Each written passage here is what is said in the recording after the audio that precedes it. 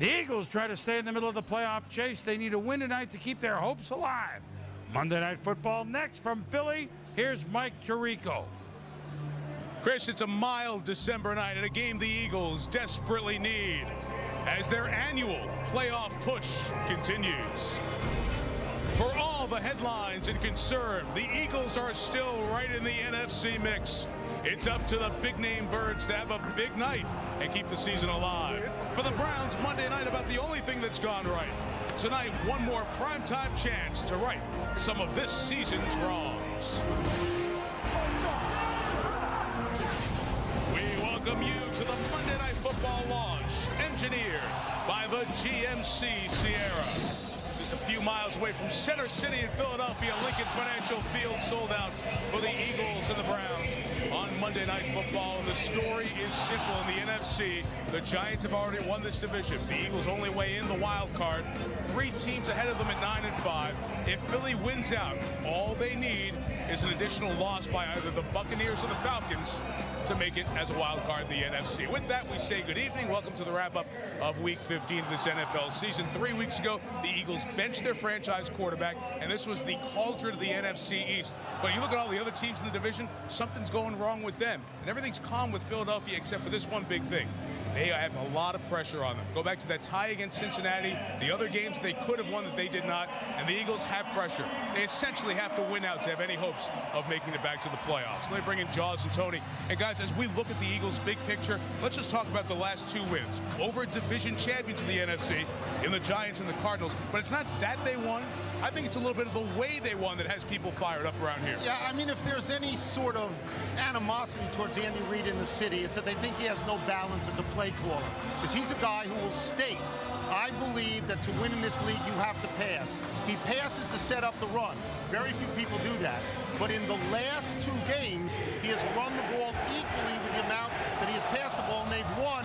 And people are thinking, whoa, is this a big change in Andy Reid's philosophy? You know, Andy, he wants to throw the football, and he wants to mix it up with all the receivers and a special player that he has in Brian Westbrook. The Eagles' offense runs through Brian Westbrook, and he has a skill set that is a perfect fit for Andy Reid's style of offense. Certainly, he's been running the ball very well of late. He's got that quickness to the hole and through the hole, that burst that you have to have. I love the lateral agility, moving right, moving left, making people miss. And this is the overlooked aspect of his game. The most overlooked aspect is his ability to block and protect Donovan McNabb. But what separates him from everyone else, he's an excellent receiver, not only out of the backfield, but Brian Westbrook can line up as a wide receiver, get matchups against safeties.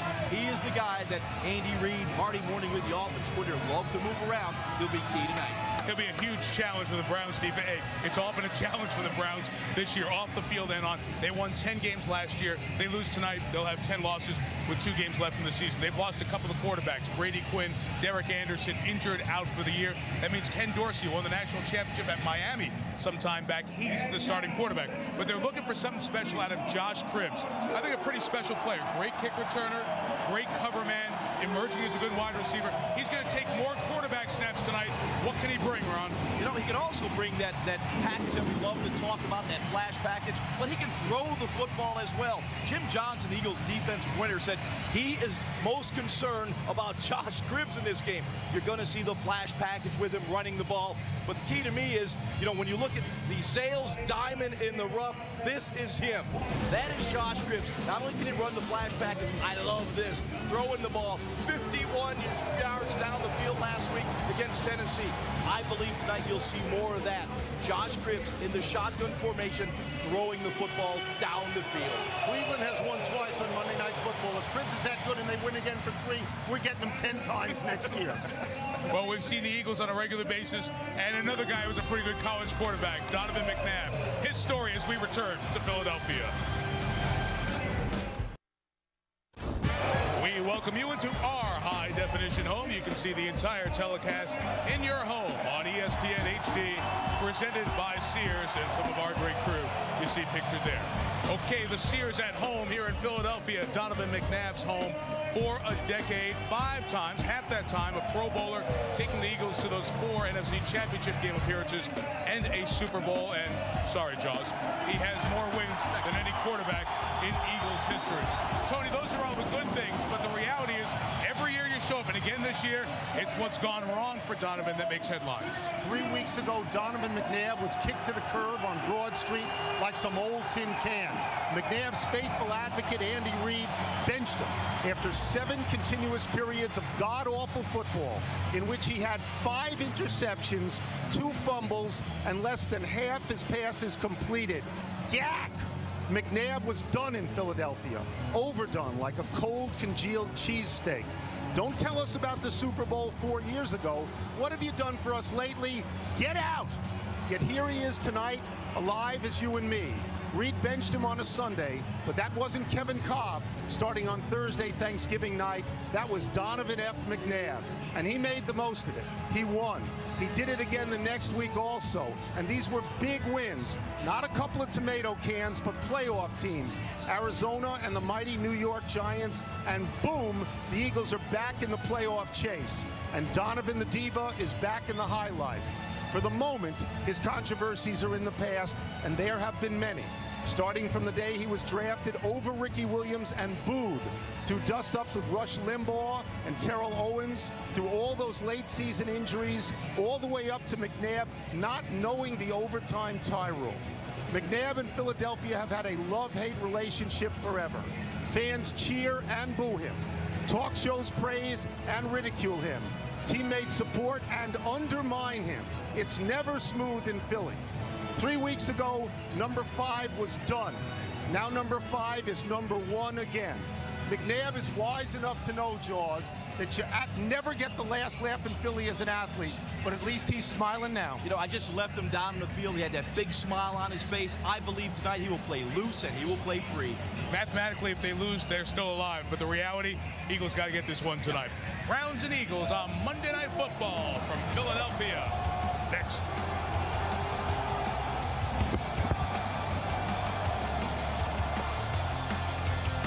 You've been watching ESPN's Monday Night Football launch, engineered by the GMC Sierra, the official vehicle of Monday Night Football.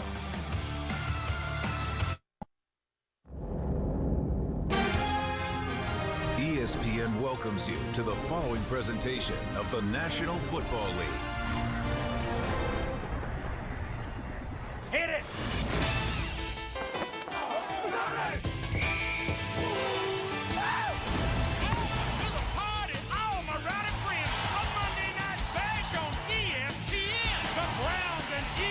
Set to engage a primetime battle on the game's big stage. The pressure is rising. Strap in and hold tight. We're gonna blow the roof off Philly tonight. Ready? Come on and get ready. I mean, really ready. Are you ready for football? A Monday night party. The whole house is rocking. Let's get it kick-started. Launch this thing, raise the roof, that's right. All my rowdy friends are here on Monday night.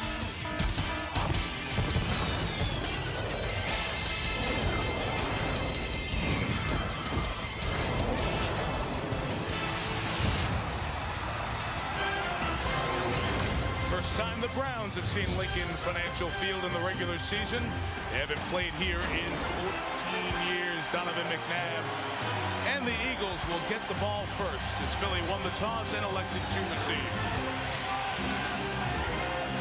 The always electric atmosphere in Philadelphia with the desperation of December and the playoffs looming. What people don't know who aren't here is on the big screens, they play Rocky before they go to the game. Nothing jacks up a crowd like seeing Rocky run and punch. Especially in Philadelphia. That's the 4th round pick out of UTEP. Quentin Depps, good return man. The kickoff by Phil Dawson. Off we go from Philadelphia. Depps from the 8 up the middle to the 35. Tackled by Alex Hall, backup linebacker for the Browns. We mentioned the all-time winningest quarterback in Philadelphia Eagles history, Donovan McNabb, will bring Philly out. We mentioned the games where all the angst started against Cincinnati, the overtime tie, the troubles against Baltimore, and Andy Reid made the point, interceptions. so atypical of Donovan in the past. Well, in the last 2 games, he has taken care of the ball, and the Eagles have won 2 games. If you look at Donovan's career in Philadelphia, which has been an entire professional career, he has always been judicious with the football. Did not throw picks. When he got in that bad streak, that's what got Andy concerned.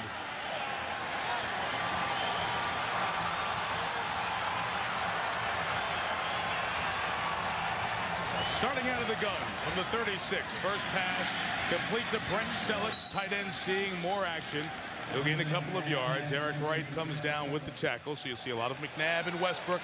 Obviously, Ron, there's been an emerging receiver as the year has gone on, leading the team in receptions and yards, Deshaun Jackson. Yeah, he does have amazing speed. And you said, Mike, he leads in receptions, and that's very unique for a rookie in a wide-open offense to be the leading receiver. He brings really great speed to stretch the defense.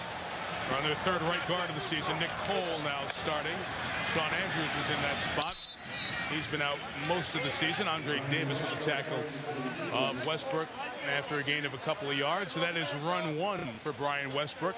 He had 33 carries in the game last week. And you look at even the touches, receptions, and rushes the last 2 weeks compared to the first 9 games. Big jump. So are we going to keep like a punch chart on Westbrook? How many times he runs? Have that in the corner of the screen? Absolutely. And also keep track of where he lines up. And he lines up here in the slot on 3rd and 6.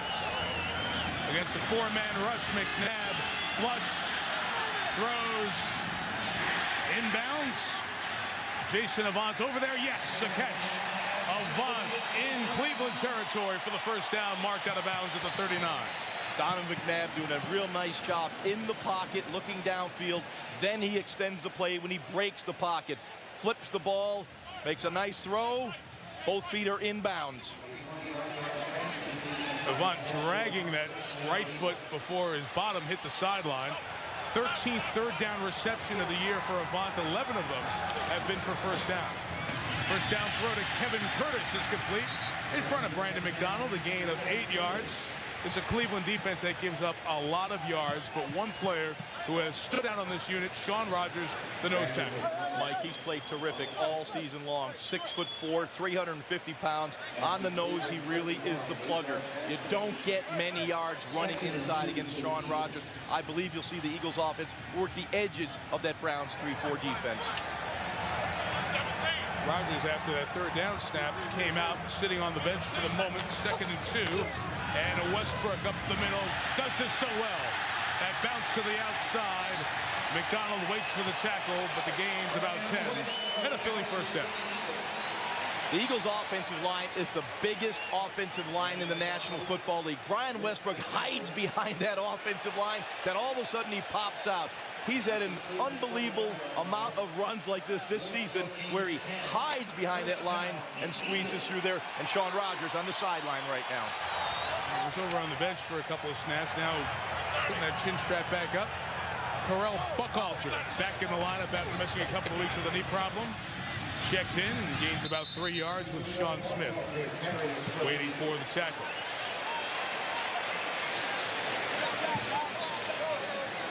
Sean Rogers back in the game. At that weight, you always know when he's in the game or out of the game. It's not like he can go sit on the bench and the bench won't almost collapse. You know, so everybody keeps track of him. Can't miss him. Having a Pro Bowl caliber season. We'll find out the Pro Bowlers coming up tomorrow.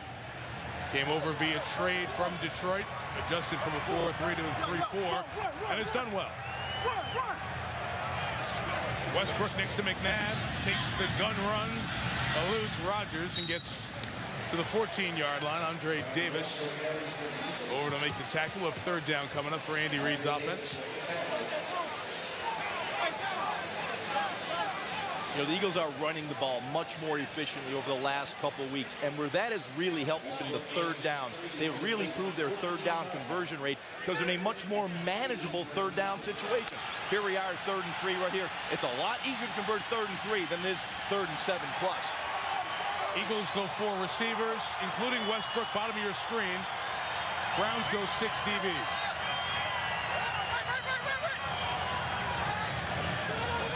Against the 4-man rush, McNabb for Curtis. Got it. Kevin Curtis. Philadelphia touchdown.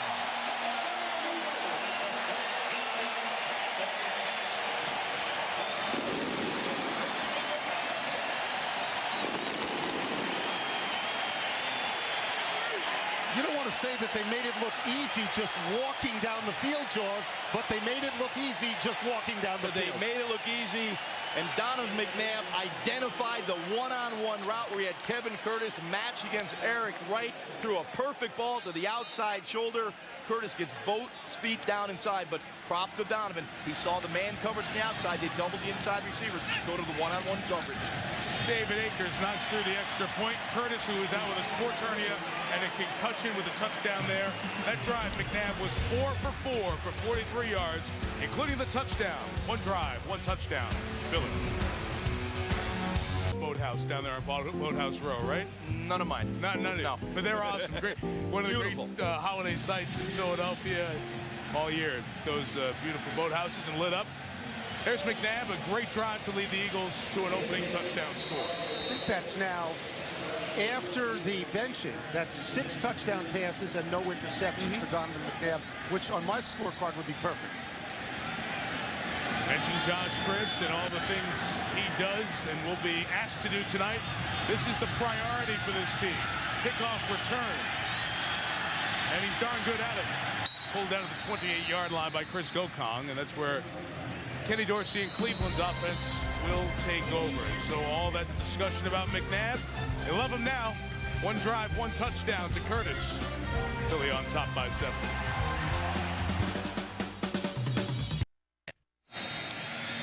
As we have every Monday night, tonight's game available in Spanish on ESPN. Deportes, 6th year in the league, Ken Dorsey. Once led the Miami Hurricanes to a national title. He's the quarterback, hands to Jamal Lewis. Takes it out to the 32-yard line, a gain of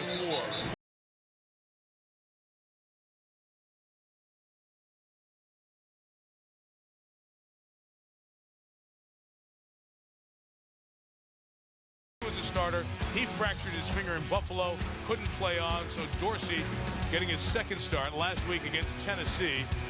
1 interception. Threw the ball 43 times. It was the first time that Dorsey had thrown a pass in a couple of years.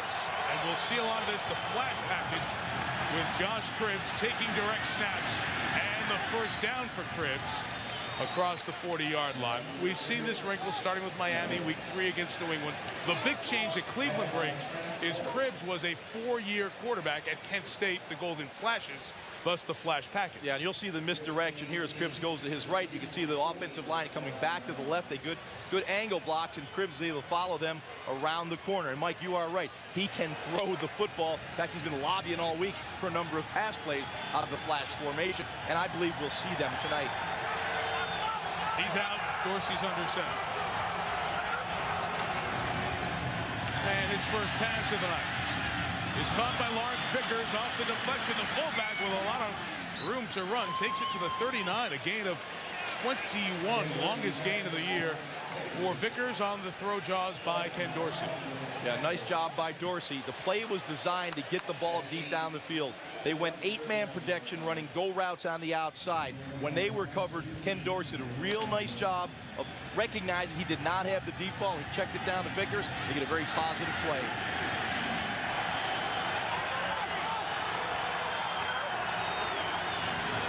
Dorsey gives to Lewis, and Brian Dawkins, setting an Eagle record tonight for most games played by an Eagle ever, makes the tackle. Well, we talked a little bit about Ken Dorsey. For those who don't remember who Kenny Dorsey is, led Miami to a national championship, 38-2 with the Hurricanes. Never lost a conference game. Was with the 49ers. Started 7 games, guys, back in 2004. Was 1-6. Really does not have the big arm. So if he's going to do anything, it's going to be on his knowledge, his guile, his understanding and recognition of what the defense shows. And that's important against this Eagles' very complex defensive scheme. Second and 11, Dawkins pressured, Dorsey put it up, caught by Braylon Edwards, inbounds. Didn't drop that one, and Jaws, that's what you said, recognition. He recognized the blitz by Brian Dawkins coming off his left side. He knew he had one-on-one on the outside. You'll see Brian Dawkins, number 20, sneaking up. Here comes the blitz. He's in clean. Dorsey read it, knew he had one-on-one on the outside with Braylon Edwards, gave him an opportunity to make a play. Throw the ball up, let Edwards make a play. He outleaps Sheldon Brown for the reception. Gain of 28, Browns in the red zone. They haven't scored a touchdown in about a month. Lewis carries to the 9-yard line. The last time they scored a touchdown was on a Monday night game that we had in Buffalo that they won. Prior to that, their good game was a Monday Night Football game where they crushed the Giants, a signature win of the year. Every time we see these people, they tend to win. Most people would have looked at this game and the way Philadelphia went up and down the field and said the game's over already. Not when Cleveland's playing at night on Monday night, not this year. And when Romeo Cornell came into our production meeting yesterday, he was smiling. He was happy to see us. They play well on Monday night. Good to see you guys. They ought to send a car for us all the time. 2nd and 6. Pressure. Dorsey cannot get it. To Vickers, and the pass is incomplete. We'll have 3rd and 6 coming up. You know, once again, Ken Dorsey had pressure from his left side. He tried to move a little bit to his right, but he doesn't have the physical tools to get outside. He's not a mobile guy. He's not going to wire with the big arm. You know, I hate to use the term manage the game well, caretaker for the offense, but that's really what Ken Dorsey does. He doesn't make mistakes, but he's got to recognize his Eagle defense. He's got to get the ball out of his hand. I mean, he's got to do what he didn't do in that last throw, and that's throw the football accurately. They can get a 1st down at the 3. 3 wide receivers and Jason Wright in the backfield. Dorsey's throw is off the hands of Darnell Dinkins and incomplete. Dinkins is the tight end. Kellen Winslow, their best tight end, out with an ankle injury, missing his 2nd consecutive game. This is what has hurt them all year. Dropped passes right in his hands. I mean, mostly it's associated with Braylon Edwards, who has almost 20 dropped passes this year, but that's a touchdown, right? You have to make a play. They're going to score right there. You have to make a play. You know, Dinkins on a drag right underneath has a chance to catch the ball and walk in the end zone. He drops the football. This is what the Browns have been talking about all season long. Inconsistency, number 1, drop balls. Phil Dawson sets a Browns franchise record, his 30th field goal of the season, and it's a 26-yard field goal. The big play on the drive, the pass to Braylon Edwards, and he's able to haul in, gets him in field goal range. 7-3, Philadelphia. Well, it's no surprise that the Cleveland Browns didn't score a touchdown on that opening drive. They have gone 20-plus games now without scoring a touchdown in their opening drive, but they do get a field goal to make it a 4-point game. You have to make the play. You know, you hear coaches talk about it so often. Make a play. Well, that was an easy play. It was a beautifully designed play by Rob Chudzinski, the offensive coordinator. Just make the catch. Quentin Dempsey takes it from the 4, hits it hard. Good return by Dempsey. Forced back inside by Rodney Poole. Tackled by Terry Cousin. And the Eagles will start at their own 43. They lead by 4. Maybe should be a tied game. Dorsey did everything right. Darnell Dinkins helped contribute to the team with the most drops by percentage in the league. Monday Night Football next week at Soldier Field, Chicago. The Packers and the Bears, one of the all-time great rivalries in the NFL. And the Bears still may have a division, still may have a wild card to play for.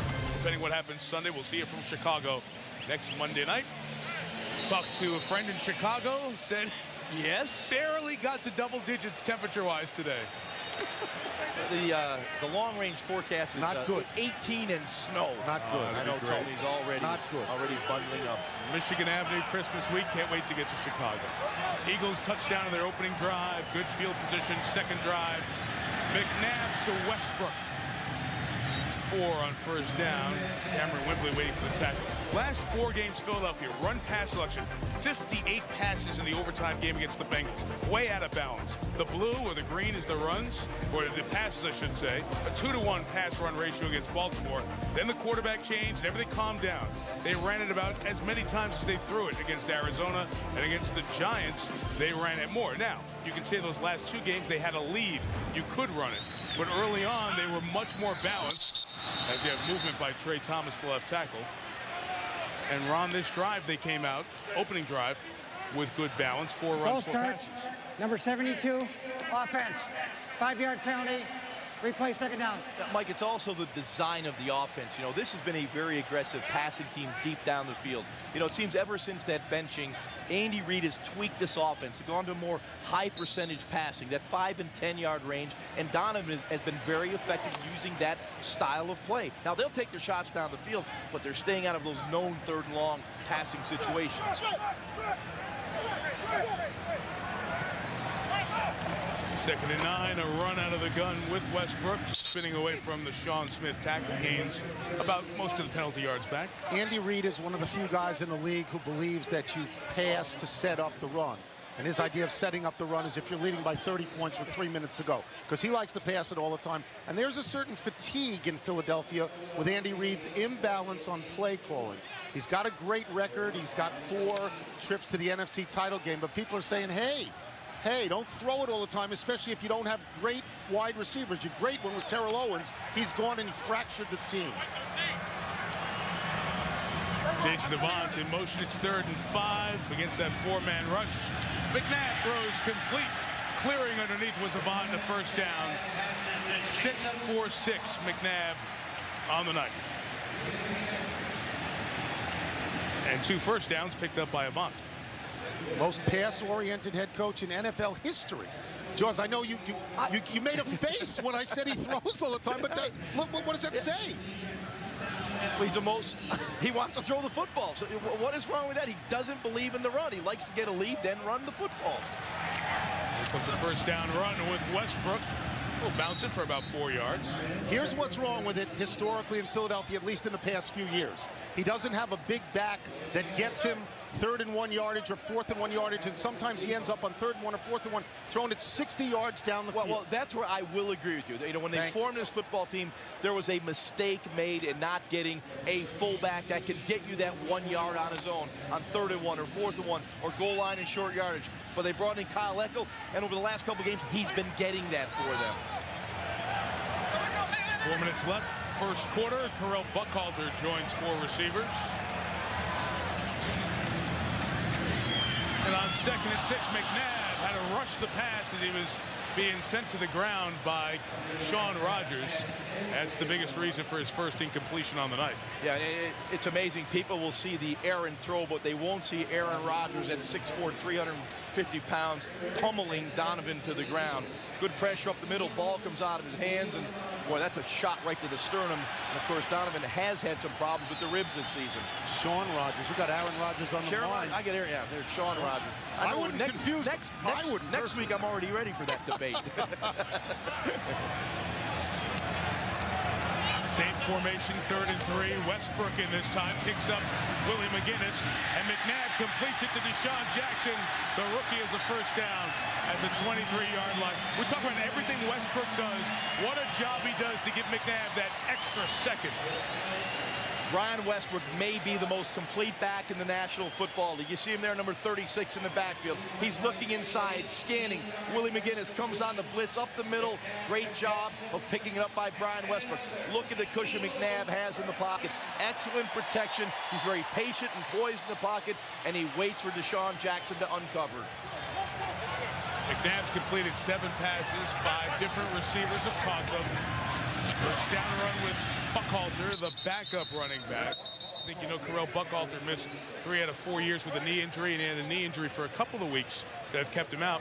He's now back. He gives Andy more options on offense. Let me go back to Willie McGinnis being blocked by Brian Westbrook, because it was Willie McGinnis who told us, looking back on the days when he was with the Patriots, said he was the one person the Patriots were afraid of in the Super Bowl.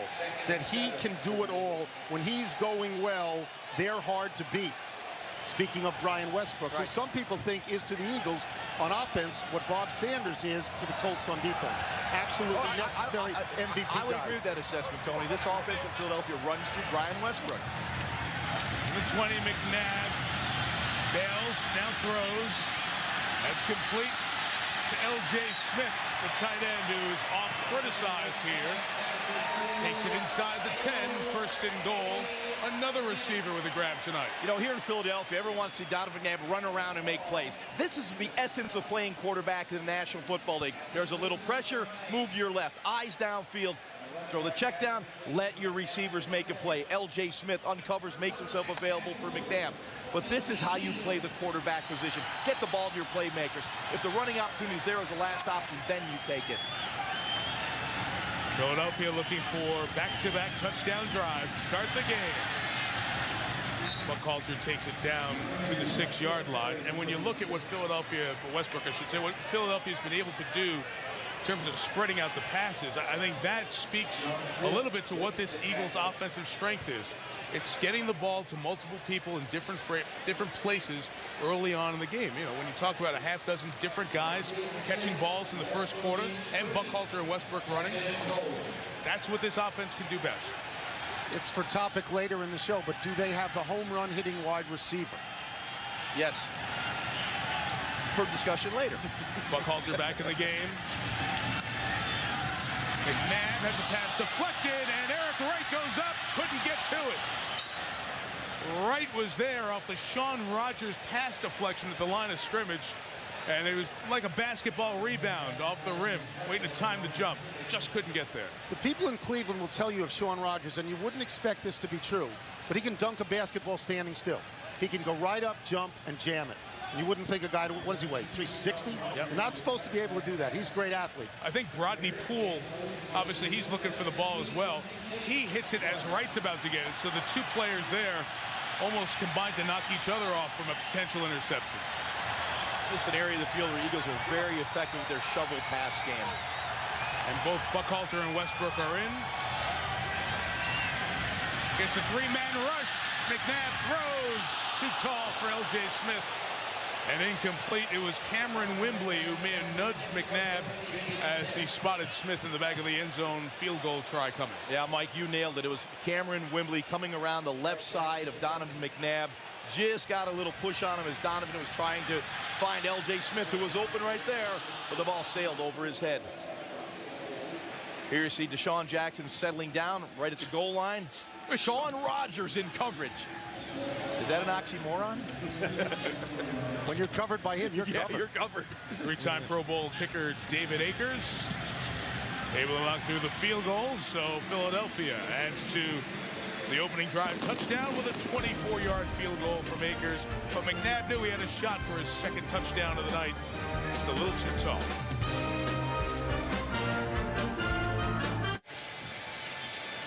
Back at Lincoln Financial Field, sellout crowd of nearly 68,000 on hand. Very mild mid-December night here in Philadelphia. Temperature in the 60s during the day and right near 60 at kickoff.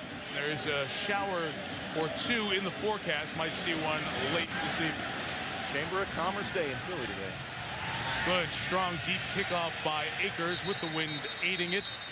And no return for Josh Cribbs, so Kenny Dorsey will bring the Browns offense out at their own 20-yard line. Dorsey was a fabulous quarterback at Miami. You covered some of those games, right? I mean, there's a long list of quarterbacks going back, I guess, to Jim Kelly, Vinny Testaverde, Bernie Kosar, that were All-Americans, Steve Walsh. Gino Torretta won the Heisman Trophy. He was the last of the great Miami quarterbacks, but a seventh-round pick, and as Jaws says, not known for a deep arm at all. Making his 12th NFL start, he's only won 2 of those first 11. Jamal Lewis only had 7 carries for 7 yards last week, but he did play against Tennessee. You don't get many yards That's right. against the Titans. He only gets a couple there. If Lewis has a decent night tonight, if he can get 95 yards, he would reach the 10,000-yard mark in what has been a very disappointing season, especially when you think last year, guys, he was 5th in the NFL, 1,304 yards. All their stars on offense have been eclipsed this year. Their numbers are dramatically and drastically down, all of them. Spreading the field, an empty backfield now. Against the 4-man Eagles rush, Dorsey to Braylon Edwards. Caught that one at the 35-yard line, delivering the first quarter to the completion with a 13-yard gain. So not bad. Good offense all the way around. The Eagles have a field goal and a touchdown. Cleveland a field goal in the first quarter.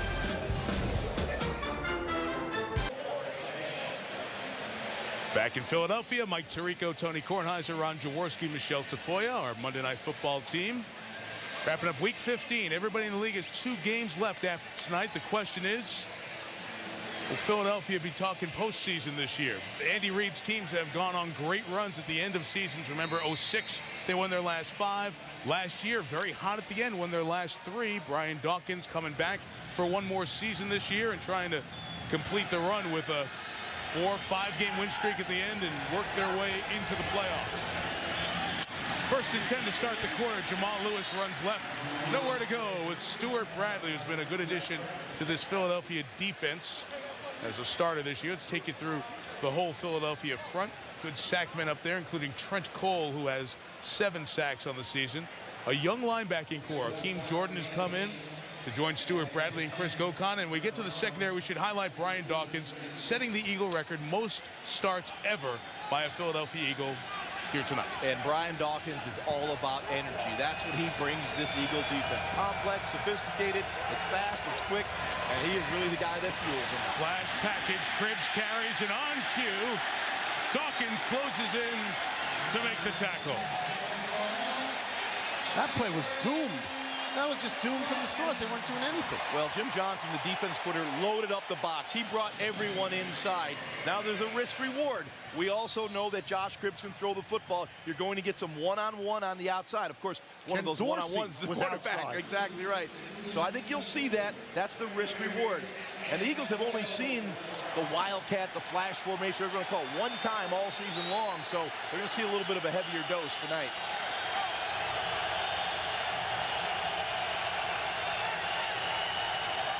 This is where you don't want to be against this defense. 3rd and 11. All 7 on the line come. Dorsey gets rid of it. It's incomplete. If 7 are coming, you don't have enough guys to block them. Yeah. And that pressure forces the punt. When you play a Jim Johnson defense, it's a heavy dose of heat. And here it comes, unblocked off the edge. Trent Cole, you got to get a body on him. He is a defensive end.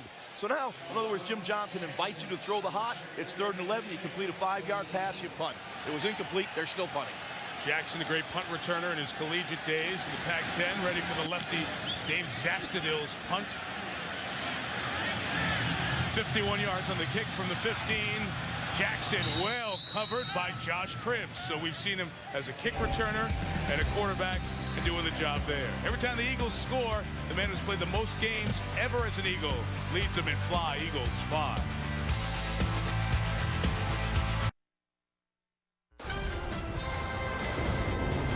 ESPN's Monday Night Football is brought to you by the GMC Sierra, the official vehicle of the NFL. Capital One Card Lab at CapitalOne.com. What's in your wallet? And IBM. When you're ready to stop talking innovation and start doing, visit IBM.com/doing. Good look at Center City, Philadelphia, just 4 miles south of Center City. Just take Broad Street straight down. You run into the great sports complexes down here and all the Donovan McNabb fans in the stands at the link. Series begins with Westbrook. And he comes to the right to gain about 3 yards. Let's look at his night tonight, Ron. Yeah, when you play against Brian Westbrook, you better have discipline. But here's the #1 thing he can do that quarterbacks love. He can pass protect. Look at the lateral agility. He sees the seam. Look, he's hidden. You can't see him. Where is Brian Westbrook? There he comes out the backside, and you see the finish. And then as a receiver out the backfield, don't give too much cushion. He'll catch the ball in the flat and pick up 8 yards on it. He is a complete football player, evidenced by the great blocking skills. Play action with Westbrook.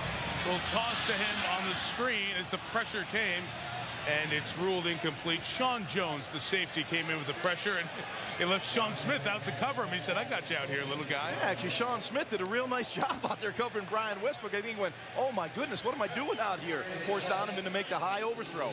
He has to leave the field. He did such a good job of covering him that he's winded at this point, and he's leaving the field. Well, he's a svelte 325 pounds. Exactly. You don't want him in coverage that often, Charles. No, at all. He's looking for somebody on the sideline. I had him. You see, I had this guy. You're talking about how good he is. I had him. 3rd and 7. McNabb hit as he throws.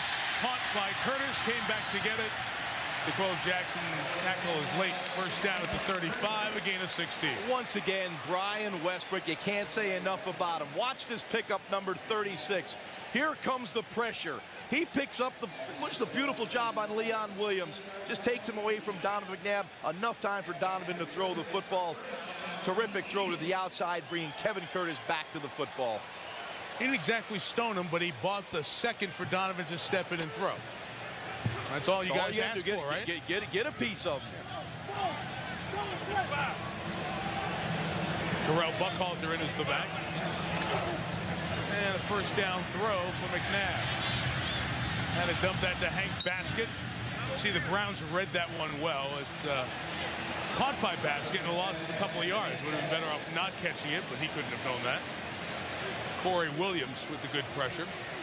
You know, guys, as I see Westbrook come back in the game, in some ways, he reminds me of what Tiki Barber's importance was to the Giants. Now, Barber had maybe more productive numbers, but Tiki was a third down back when he came in the league and morphed his way into being an every down back, and that's what Westbrook has done here over the last couple of years. And if he's healthy, and that's always been the question mark with Brian Westbrook, if he's healthy, boy, what an impact he has on every game. Into the Pro Bowl a couple of times, led the league in yards from scrimmage a year ago. McNabb's throw is complete for the first down. This time, Baskett makes up the yardage lost and then some to the 47, a gain of 15. But what you talk about when you mention Tiki Barber and Brian Westbrook, Mike, is the same thing. There's that certain prejudice that coaches will have against a smaller guy at first. And he's going to have to prove that he can play more than one down in the shot. Westbrook said his goal all along was to become so valuable that Andy Reid could not take him out no matter what the conditions were. If he was 6'3", you know, he'd have been in there the whole time to begin with. Become a three-down back. That was his goal. Yes. Not a third down, but a three-down, and he has. And Donovan's been razor sharp so far. In 11 of his first 15, Westbrook runs into midfield against his Cleveland defense, a pickup of 3.5. Well, you talk about McNabb and Westbrook, the success of one benefits the other, and vice versa. Look at them together. This team is 20 games over 500. The other games, they're only 8 over 500. And this offense scores a field goal more per game. But they are such a more dynamic offense, I think, when Westbrook's rolling, and obviously when McNabb's in there as well. Yeah, they should have called themselves Flash and Dash, and then Lendale White wouldn't have had anything to complain about.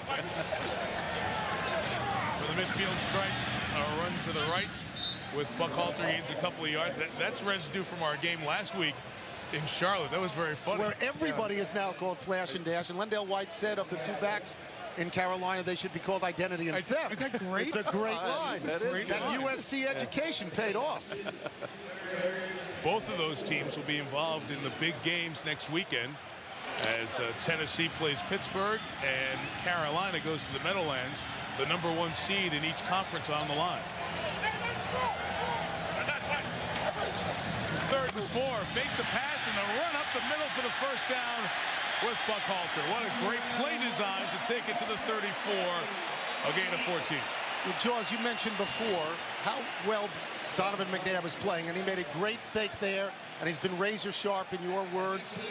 And eventually we're going to have to get to this. He's still not a happy camper. He got benched a few games ago, and as good as he has been, and as good as the Eagles have been, he bears the scars of that today. He's angry at Andy Reid for doing it, and if you say everything's good, right, he goes, no, everything isn't good. Right now it is. They're going up and down the field against the Browns defense. You know what For the moment. The 33, there's time down the middle to Jackson, who hangs on. Rodney Poole's hit. A second late, 1st and goal, Philadelphia. Well, you can't throw the seam route any better than this. Deshaun Jackson running right down the hash marks. Here you see from the outside coming in. I mean, that is a laser thrown by Donovan McNabb. Deshaun Jackson does a great job. He knows he's going to take a hit. This guy is tough. Goes up and grabs the ball with his hands, takes the hit from Rodney Poole. He may be the first breakout home run hitting wide receiver that they have gotten. And we said we would get to that discussion a little later. Well, you said they didn't have anybody. I just said he may be. Maybe. All right. Eagles, 1st and goal, Westbrook. stopped by Rodgers. Bounces to the outside. Waiting was Sean Jones. Gain of a yard. Philadelphia success at home as Rodgers is shaken up and stumbles on over. He has dealt with a shoulder injury throughout the season and in a whole mess of pain over there. Just on that play alone, you saw the impact that Rodgers has. Clogging up the middle.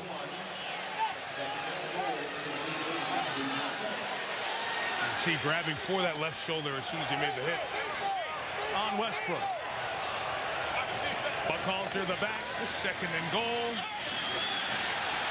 McNabb directing, throwing, incomplete. A lot of traffic there. Eric Wright, the corner, got the first hand on it. 3rd and goal coming up.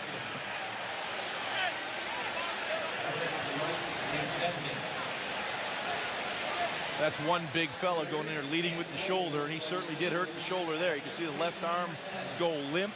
His own teammate fell on top of him. You can see he reaches for that left shoulder. Oh, he's hurt. And it's been something that has bothered him throughout, missing days of practice on and off during the season. Yet not mailing it in to 4-19, so Deshaun Jackson is ready for his direct snap. McNabb wide to the bottom of the screen. Eagles go Wildcat. Jackson jump pass. Intercepted by Sean Jones. Everybody wants their team to do it until that happens. There you go. Right. Until the guy takes a pass out of the 1940s playbook and he gets picked. What a great play by Sean Jones. And a very good turnover defense comes up with its 20th interception of the year, picking off the rookie Deshaun Jackson. Jaws, what happened on this pass by Deshaun Jackson? Underthrown. I mean, the receiver's open downfield. The ball's just too flat. Sean Jones makes a great play, but Hank Basket is open. Just throw that thing a little error to the back of the end zone. Ken Dorsey first down flushed. He throws incomplete for the fullback Lawrence Vickers. Also, a terrific job by Jones to not have that ball touch the ground and come up with another turnover for Cleveland. Sean Jones made a terrific reaction on that play. You know, when it first started to happen, I thought it was going to be an easy touchdown, but he fell back and made an awesome play. I know, Tony, you don't like the play call, but I think it's pretty cool. I mean, you've convinced me that it was a good play call. I just thought they're going in the just because it didn't work, that means it doesn't mean it's a bad play call. From the 20, led by the pulling guard Eric Steinbach, only a couple of yards for Jamal Lewis. 3rd and 8 coming up for the Cleveland Browns. And the only thing that I would say to that is, if you watch the game and you say the Eagles seem to be going down the field very easily, why would you resort to something of a trick nature when they've offered token resistance on your way down the field? Why not just go into the end zone? Because they thought it would work. Right. Thank you. Yeah, and it did. Right. Not saying it was stupid, but I am pointing out, and it didn't. Jason Wright's a receiver. He's normally a running back. Top of your screen. Philly shows pressure, brings a half dozen. Dorsey throws, it is complete to Braylon Edwards for the first down. Mr. Monday Night takes it to the sideline with the 43, a gain of 20. That was a big-time NFL throw by Ken Dorsey. He hung in the pocket with pressure around him, waited for this play to develop deep across the field. Good protection inside. Dorsey standing tall in the pocket, not a big window to throw this football into. Takes a hit from Trent Cole. You'll see the throw right here with Edwards match on Josilio Hansen. That's a very accurate throw. And that's the Braylon Edwards we came to expect from last year when he had 16 touchdowns and only 3 this year. Got 3 catches tonight.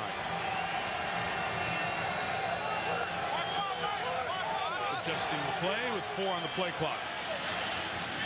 Lewis left side, takes it to the 47. SportsCenter right now. Here's John Butchergross.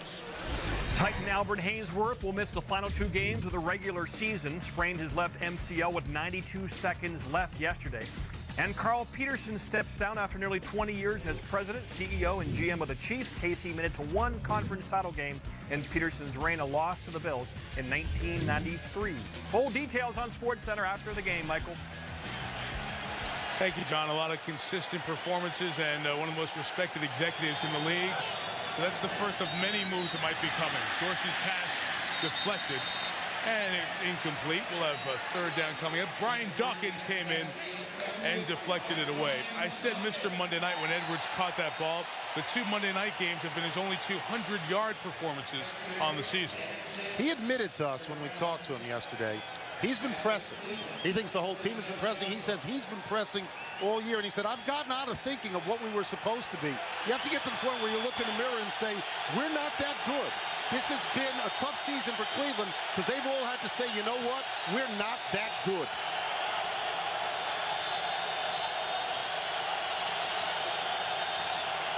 Third and a half dozen. Looks like the pressure will come to Dorsey's left. Rose intercepted. Asante Samuel. Touchdown.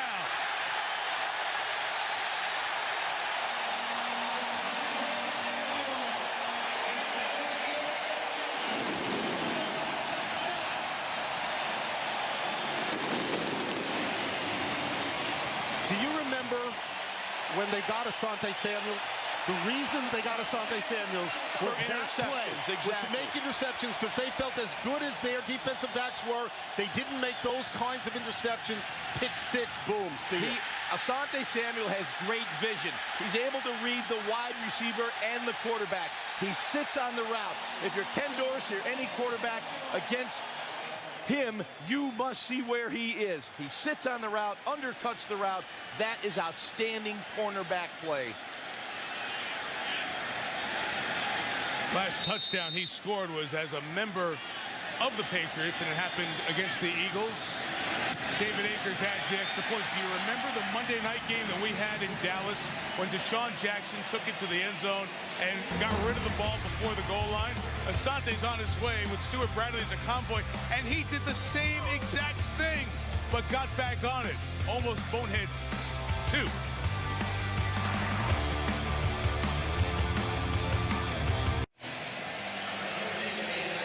Brady Quinn, who's out for the season, was just offering his condolences, if you will, to Ken Dorsey. But our quarterback up here says that was blatant mistake by the QB. Blatant mistake. You read the coverage. It's man-to-man underneath with two deep safeties playing over the top. The corner's going to drive that route. 17-3, Philadelphia on top.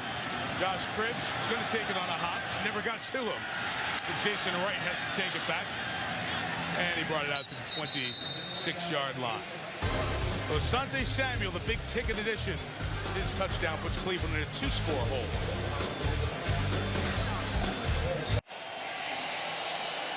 One of the hot stories in sports right now is the success of the Boston Celtics. We'll have the Celtics in our NBA doubleheader coming up on Wednesday night on ESPN.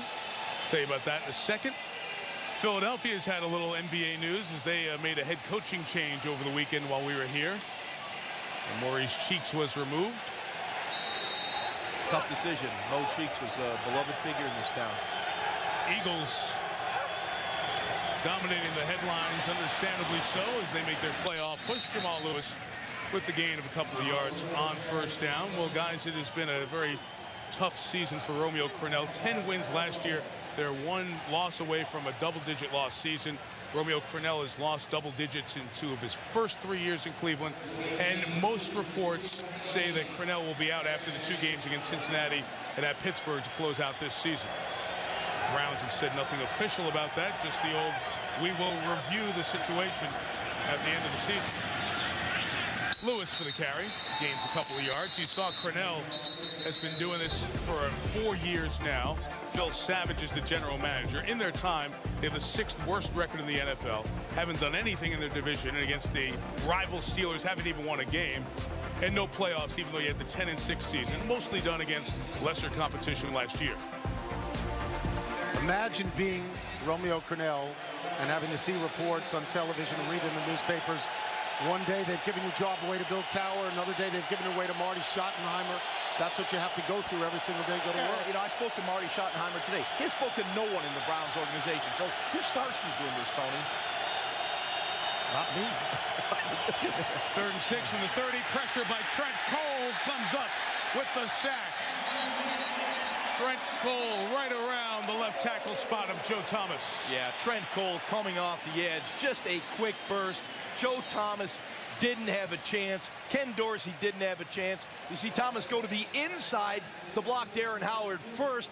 And, of course, now you got Cole with a clean shot at the quarterback. Once again, Jim Johnson, the defensive coordinator, breaks down your protection schemes. Quarterback has no chance. Trent Cole's had a terrific season, made the Pro Bowl last year. Big disruptive figure. Blocked a field goal against the Giants last week. Now 8 sacks on the season. He had 12.5 sacks last year, and people are looking at the numbers, and Jim Johnson said, hey, don't worry about the numbers. I just love what he's been able to do. A lot of pressures, a lot of tackles for loss. Yeah, this defense right now is in a feeding frenzy. When they get it going with sacks and pressures and interceptions, that's when they are at their best. As you look at Jim Johnson on the sideline, he senses blood. He senses the Browns have no way to stop his blitz schemes, and he's just going to keep attacking right now until they can solve the puzzle. And to preserve some time, the Eagles took a timeout there. 3:15 to go. Jacksonville punts. Wobbler that Jackson takes on the run at the 35. Trying to make a lot happen. Brown's coverage is good. And once again, Josh Cribbs is right around the play to make the tackle. These are the people that they say Cleveland wants. Bill Cowher played for them, was an assistant coach with them. Marty Schottenheimer was the head coach, almost got them to the Super Bowl. People in Cleveland say Cowher is the main guy, though. And Cowher's going to be bid up and bid up and bid up because there's a lot of teams in this league that would offer an open checkbook to Bill Cowher. He seems to be the #1 choice. No contact is made yet. I asked the question, who is they? Writers. And it doesn't just come out of thin air. You talk to people, you know, you would do it this way. You'd say, if there was somebody out there that you wanted of a member of the staff, who would it be? And somebody will put that name out there. It's a natural name, Cowher. McNabb on this drive from the 34 back to Westbrook. And tackled by McGinnis as they pick up about 3 yards. I mean, one of the things that you would want about Bill Cowher is not only did he recently win a Super Bowl, but he understands this division. He knows Cleveland. He played in Cleveland. He coached in Cleveland. And if anybody would know how to beat Pittsburgh, which you mentioned, Mike, that's the bugaboo for Romeo Crennel. Couldn't beat him at all. It would certainly be Cowher. Tony, I understand where you're coming from, but Romeo Crennel right now is the head coach. You start throwing out names like Bill Cowher, Marty Schottenheimer. They said Bill Cowher or Marty Schottenheimer have too much respect for Romeo Crennel and say, oh yeah, we're interested in that job. Yeah, to me, I don't know who these they are. It's clear Lerner said, hey, we're going to evaluate this at the end of the season, and everyone jumps to the conclusion.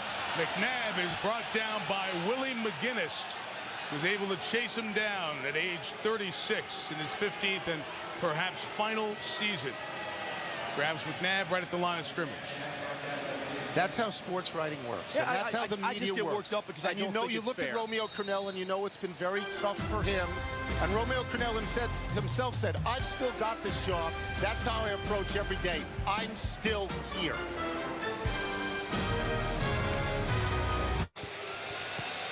Toyota halftime show coming up. Chris and Tommy in the studio. Messrs. Berman and Jackson will have the fastest 3 minutes. Did the Ravens get robbed in that huge game in the AFC North yesterday? And oh, by the way, Miami keeps winning. Why do the Dolphins keep winning? Chris Berman, Tom Jackson, Toyota halftime show. After the last 2 of the first half are done here at the Link. Sean Rogers back in the game. Willie McGinnis got a sack on the last play, his first of the year. 6 DBs for the Browns as McNabb throws complete again to Deshaun Jackson. First down gain of 22 yards. Once again, fabulous awareness in the pocket by Donovan McNabb. He's moving around, buying time, staying on balance, allowing receivers to uncover downfield. Everybody wants Donovan to run. He's playing pretty darn good quarterback tonight. He says the team is 7 of 9 on 3rd down. McNabb's completed 13 of 18. Avant got it. Great job to use his body to shield Eric Wright in the red zone. Philadelphia first down. Mike, you nailed it. Jason Avant got himself in perfect position where Eric Wright had no chance to come over the top and make a play. Donovan put the ball in a perfect spot where Avant could make the play. About throwing the football, location, location, location. Tony, kind of like real estate. A minute and 2 timeouts left for the Eagles back in the red zone. Westbrook with a 10, 2nd down. Clock inside of 50 seconds. You don't think they're going to try that jump pass again, do you? No, Eagles going to take a timeout here. Andy Reid getting over to the official for a timeout with 47 seconds left in the half.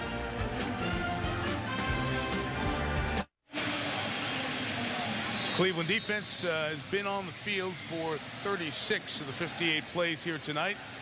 The Eagles have moved it down the field easily, 253 yards, as you see, and working on a 17-3 lead with 47 seconds to go. Yeah, and they've been effective spreading the field out and running the football. When they've had 3 wides on the field, you know, it's been 14 times. 7 times they've run it for 46 yards, almost 7 yards per attempt when they spread the field. Brent Selleck, the tight end, in motion. Got the pass. First and goal as Selleck is tackled by Andre Davis. See what they'll do here. A lot of teams just spike the ball and waste a snap. 34 seconds, 1 timeout left. Should be no panic. Stay calm. First and goal from 2.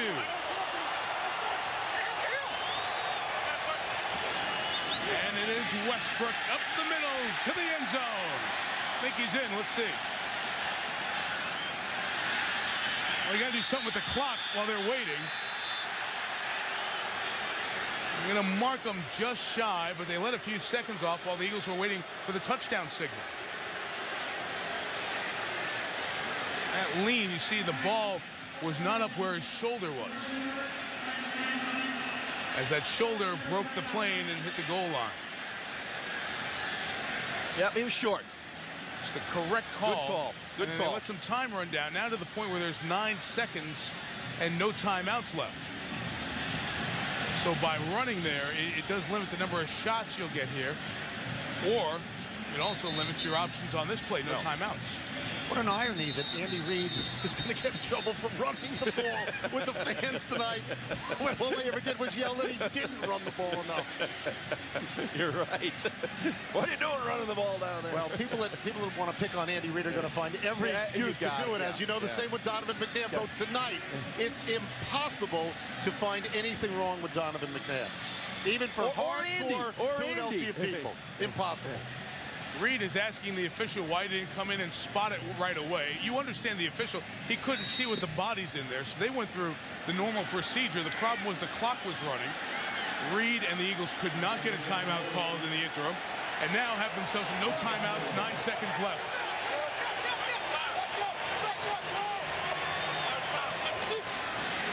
Throw, basket, intercepted by Brendan McDonald. Is a flag down as McDonald is being chased by Westbrook. Looking to cut back inside, McDonald stiff arms Westbrook. Chased by basket, but time expires. Penalty marker down. All the way back where the play happened. If there's a defensive foul, even though there's 0-0 on the clock, you can have an untimed down.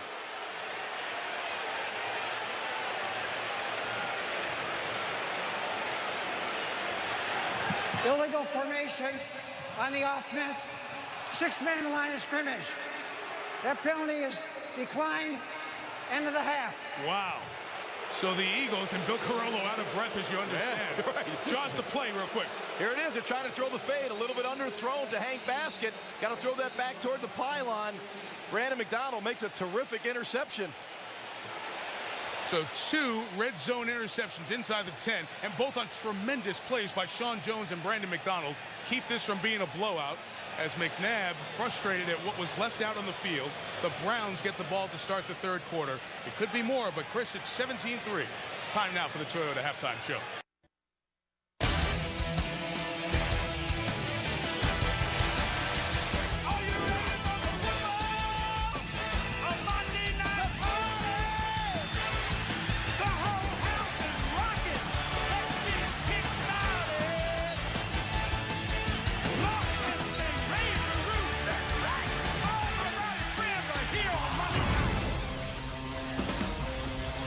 Well, at least the interceptions were lively in the first half, huh? 17-3. We get set to start quarter number 3 on Monday Night Football. Mike Tirico, Ron Jaworski, Tony Kornheiser, Michele Tafoya. Romeo Crennel's team had a 50-yard interception thrown by their quarterback, Ken Dorsey, taken the other way by Asante Samuel for the only points of the 2nd quarter, but we had a couple of interceptions in the red zone. Matter of fact, consecutive drives with red zone interceptions. Happened to the 49ers back September 28th. Only other team it's happened to this year in the NFL. The kick goes all the way through. It'll be a touchback, and here's Michele Tafoya.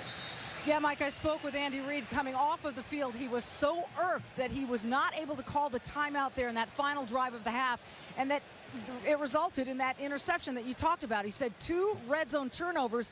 We cannot have that. As for Romeo Crennel, he said his offense is having trouble with Philly's overload blitzes, but he says this opening possession of the second half is absolutely critical, and anything less than a touchdown, almost unacceptable. Yeah, they need it because they're not stopping the Eagles, who have 39 plays compared to the Browns' 22. If you're just tuning in, Kenny Dorsey is starting for the second time in 3 years because of the injuries to Brady Quinn and Derek Anderson. Jamal Lewis starts with an explosive run to the left. Gain of 2. We'll run through the stats of the first half here quickly, and because of the plays and the long drives by the Eagles and short drives by the Browns, it is lopsided except for the last number, red zone turnovers. That's kept the Browns in the game.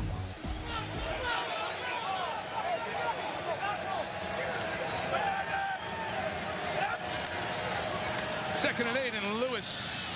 Vickers tried to get the block, but at the bottom of the pile was Broderick Bunkley. First round pick 3 years ago out of Florida State. Jaws, do you agree with what Romeo Crennel was talking about? We have an injury for the Browns, and it is their tight end, Steve Hyden, 10-year veteran. Pretty good blocker who's been seeing most of the action because of the injury to Kellen Winslow, and he is shaken up. Doesn't look good. As they look at Hyden, we'll step out for a second.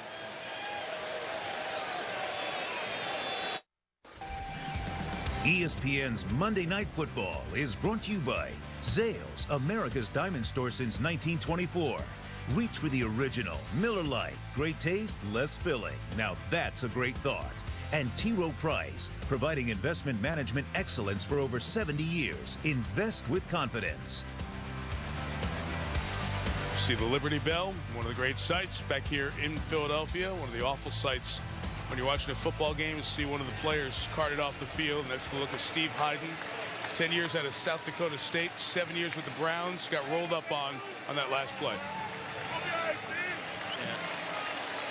You see Eric Hyden right there in their heavy formation. Comes off the ball. He's actually in the tackle position, in a blocking position. They go heavy to the right. And Broderick Bunkley just rolls up on the right leg of Steve Hyden, the veteran tight end. So he goes out. Been a tough injury season for the Browns as well. We come back to 3rd and 7. Kenny Dorsey put it up. Braylon Edwards made a great play in front of Sheldon Brown. Got it at the 49. First down and a gain of 26. Edwards taking care of his quarterback. Yeah, once again, Ken Dorsey really trusts Braylon Edwards. This is really good coverage by the Eagles.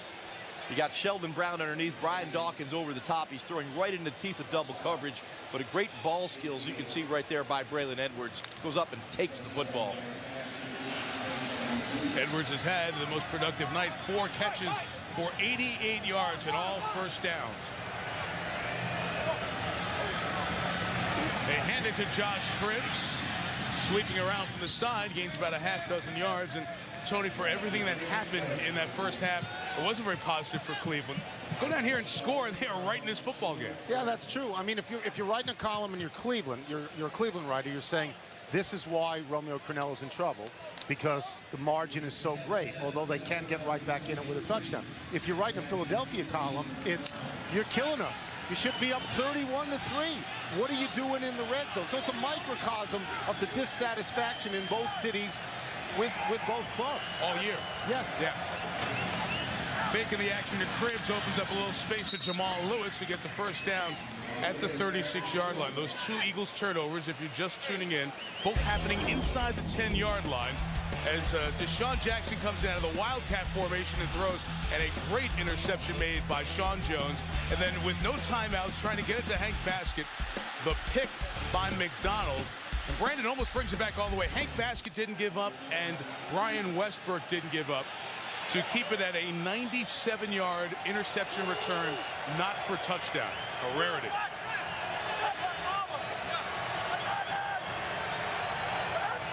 First down Browns from the 36. Lewis shuffle in the feet. only gains a yard. It takes me a long time to remember these things at my age, but it was just a couple of weeks ago that on the last play of the first half against the Giants, Philadelphia went for a score as well, albeit a field goal, and that was returned all the way for a touchdown. I mean, it's got to drive Andy. Look at Andy Reid's got to drive him crazy that so late in the half they almost get burned again. And it happened in San Francisco. As well. On October 12th, a blocked field goal taken back for a touchdown. You're the oldest, and both of us forgot it also. Okay. I think you're the oldest. By far, no Second doubt. and 9 from the 35. High throw to Charles Ali, who came in for Lawrence Vickers. And it's incomplete. Sheldon Brown was over there in coverage. We'll have 3rd and long for Cleveland. You know, Mike, in these situations, now you get in that 3rd and long situation. I was surprised to hear Michele report that Romeo Crennel was surprised they couldn't handle the Eagles' blitzes. I'm like shocked. Why? That's what the Eagles do. If you're not, you know, burning the midnight oil for about 18 hours a night, breaking down those blitzes, you don't have a chance in the football game. Poor Browns fans. Your team hasn't scored a touchdown in a month, in 15 quarters. At some point, you got to get one, right? You would think.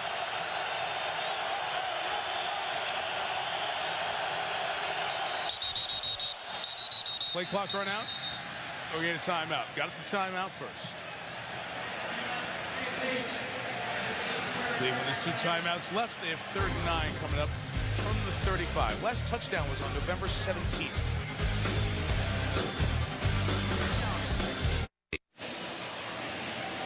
The Link, Lincoln Financial Field here in Philadelphia.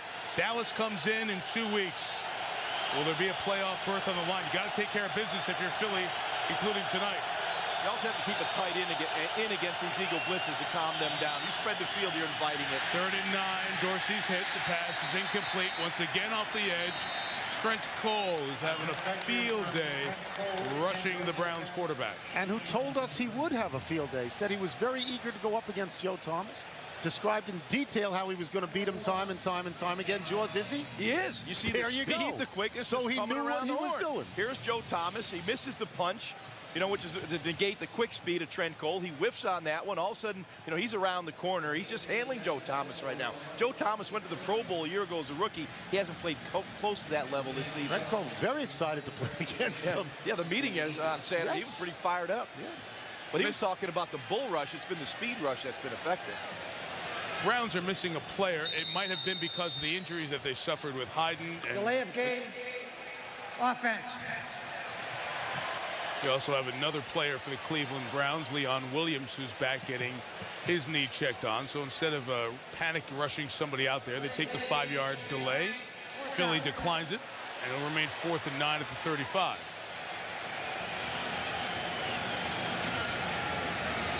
So Dave Zastudil will try to pin him inside 10.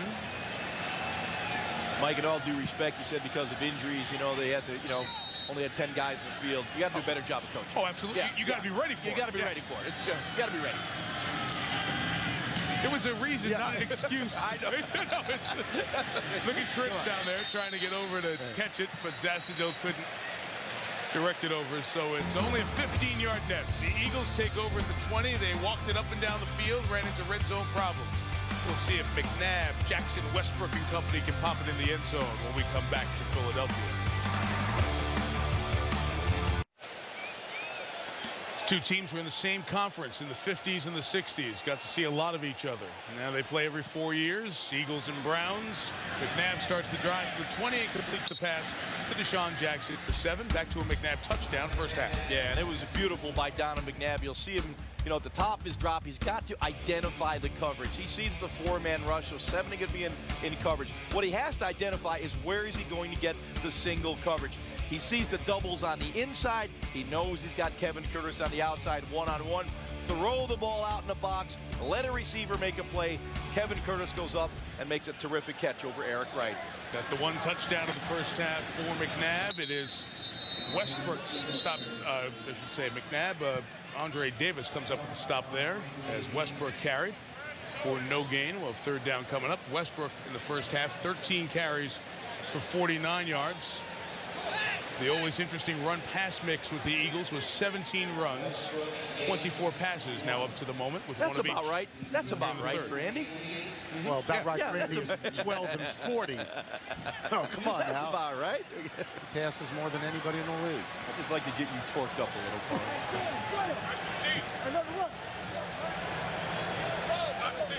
Avant's been good on third down tonight. He came in motion, and underneath it is a first down for Jackson.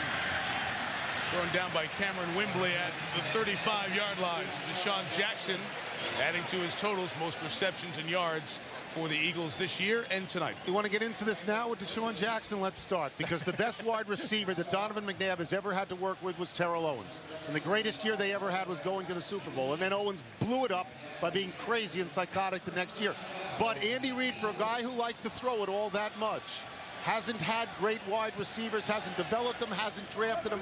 Maybe Jackson is it. Wait. He has drafted them. They haven't been good. Freddie Mitchell, Todd Pinkston, Reggie Brown. They haven't worked out, but he's drafted them. He's tried. Terrell Buckhalter carries for 4 yards to the 39. Okay, so those have been the errors in the draft, because he's tried to get wide receivers, but he's misidentified them. Right. Now, he may have one in Jackson, but if you're going to pass it to his liking 65 or 70% of the time, you need to have a home run threat. T.O. was that, but look what happened when you get T.O. This is not the only place it's happened. There's no question T.O. made a significant contribution here in Philadelphia, but that was a quality football team. And getting back to Deshaun Jackson, I think he has a really good opportunity to be a terrific wide receiver. Dan Klecko in at fullback. He's out to receive. Pass caught by Curtis for the first down, and Brandon McDonald the tackle. You know, this is like 7-on-7, and for those people that don't know what 7-on-7 is, it's a drill that teams use in practice with no defensive line or offensive line. Donovan's getting no pressure on him, and he's just very comfortable in the pocket right now. Curtis has 4 grabs, Avant 3, basket 2. You haven't heard the name of Reggie Brown, another one of those receivers who was drafted pretty high, 2nd round in 2005. He is a healthy scratch, to use the hockey term, for the 2nd consecutive game. Back to the ground, Westbrook for 3, Sean Rogers the tackle. And Mike, you alluded to this earlier. The Eagles' offense is about distribution, using a plethora of wide receivers, using the running backs. If you put Brian Westbrook into the passing attack as a receiver, I would say this is a pretty dynamic group. You have to include a player like Westbrook as a receiver. That's fine. I'm only going back to the point that there are people, the Randy Mosses of the league, and they're few and far between. Wait, and the Eagles tried to get Randy Moss. Right. And I'm not even denigrating their receivers. I'm saying they don't have the big threat. Maybe Jackson becomes that. 5 wide, no back, 2nd and 8. Pressure comes. McNabb throws a strike to Avant. First down. 27-yard line, gain of 26. This is clinical right now with this Eagle offense. Clinical. Until they get to the red zone. Yeah, excellent cradle for Donovan to throw from. You'll see the offensive line doing a terrific job. Donovan's got all kind of time. Finds Jason Avant in the seam, sticks it in. They shouldn't even try to get to the red zone, Mike. They should try to score from here. Don't put yourself anywhere near the 10 and in. Don't do it. They've taken it at least to the 15-yard line of the Browns on all 4 possessions they've had tonight. And only 10 offensive points to show. Corner blitz, but deflected. Westbrook still got it. DeQuell Jackson out of Maryland, who had a great game against Tennessee. Just shows him the sideline for a gain of a couple. Well, thank you, Mel Tucker. Mel Tucker is the defensive coordinator for the Cleveland Browns. They've been sitting in this 3- and 4-man rush, and Donovan's been just picking them apart. He came with a little pressure right here. Of course, Donovan is able to get the ball out, but the ball's tipped by Brandon McDonald. But at least they came with a little heat to break down the rhythm of this Eagles offense. Don't sit back there in one coverage and one defense. Eagles need to win out and get at least 1 loss by either Atlanta or Tampa Bay to make the playoffs. Sitting at 7-5-1. 2nd down, McNabb, the screen. Ingested by Westbrook. Takes it close to the 20-yard line. Looks to be a yard or so shy of the first down, with 3rd down coming up. Not to look too far ahead, Mike, but if they do exactly what you suggested or what they needed, they would have won 5 games in a row, and 3 of them intra-division games against the Redskins, the Cowboys, and the Giants. And they'd be, to everybody's mind, a playoff team. They may not make it even if they do that, because they need help from Atlanta or Tampa Bay. Yes, correct. But what a way to close the season. It would change the direction of the franchise. This has been a problem. 3rd and short this year. Kyle Eckel has helped solve the problem. He's the tailback behind Klecko, and they'll throw with this personnel on the field and throw for the first down with Hank Baskett at a gain of 3 as McNabb hasn't missed here in the second game. And he couldn't help himself. Yes. They've been 7 out of 7, I think, coming in this game on 3rd and 1 or less. You know, running the football. Smiling. He was just smiling. He's having fun. He was smiling. The guy's a terrific football coach. That's simple. You know, he just doesn't wear the emotions on his sleeve that everyone wants in this town. But the guy knows how to coach football. Well, now they're where they don't want to be. They're inside the 20.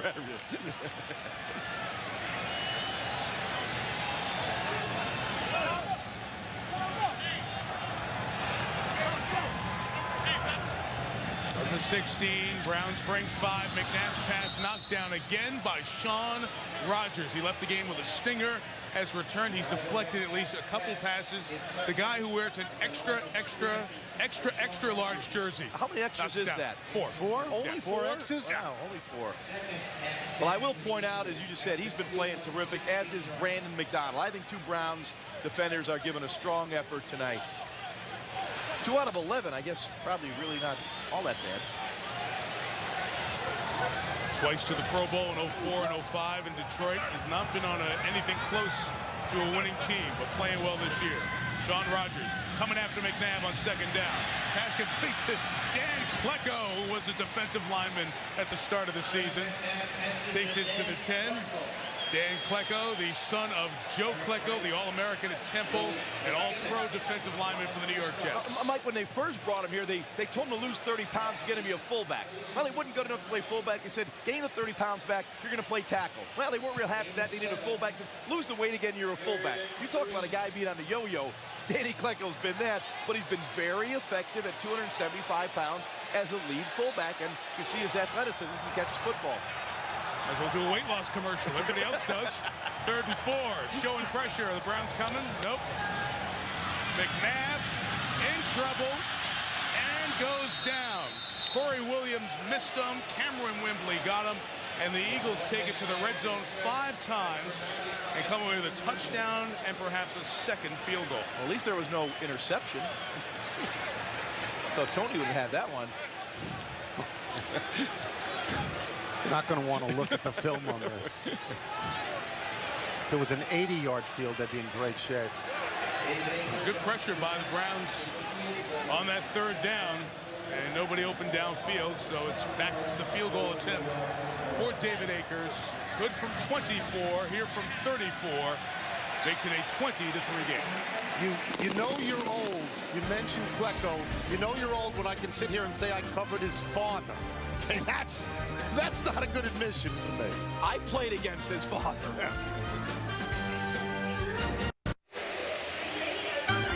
To Chicago to wrap up our season next Monday night. What has happened to the Packers? I mean, did anybody see them losing 4 in a row, getting to 5 and 9? The Bears still alive. They beat New Orleans on Thursday after a long wait. We'll see what the Vikings do on Sunday to see what it means for the Bears. Next Monday night, 8:30 Eastern. Temperature only dropped 2 degrees since we did the promo in the first half. Checking in Chicago, it's still cold. The Packers were 13-3 last year. 13-3. Right there with the Seattles and the San Diegos. Jacksonville. How did this happen? Yes. It's called the National Football League. What have you done lately?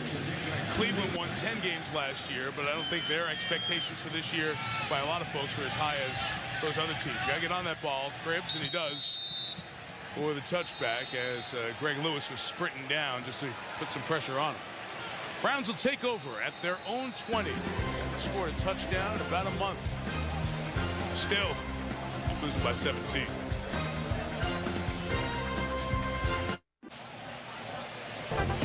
Well, you can't put lipstick on this either. 14 full quarters, no touchdowns, 41 offensive possessions, 236 minutes, the longest drought in Browns history without a touchdown. It continues.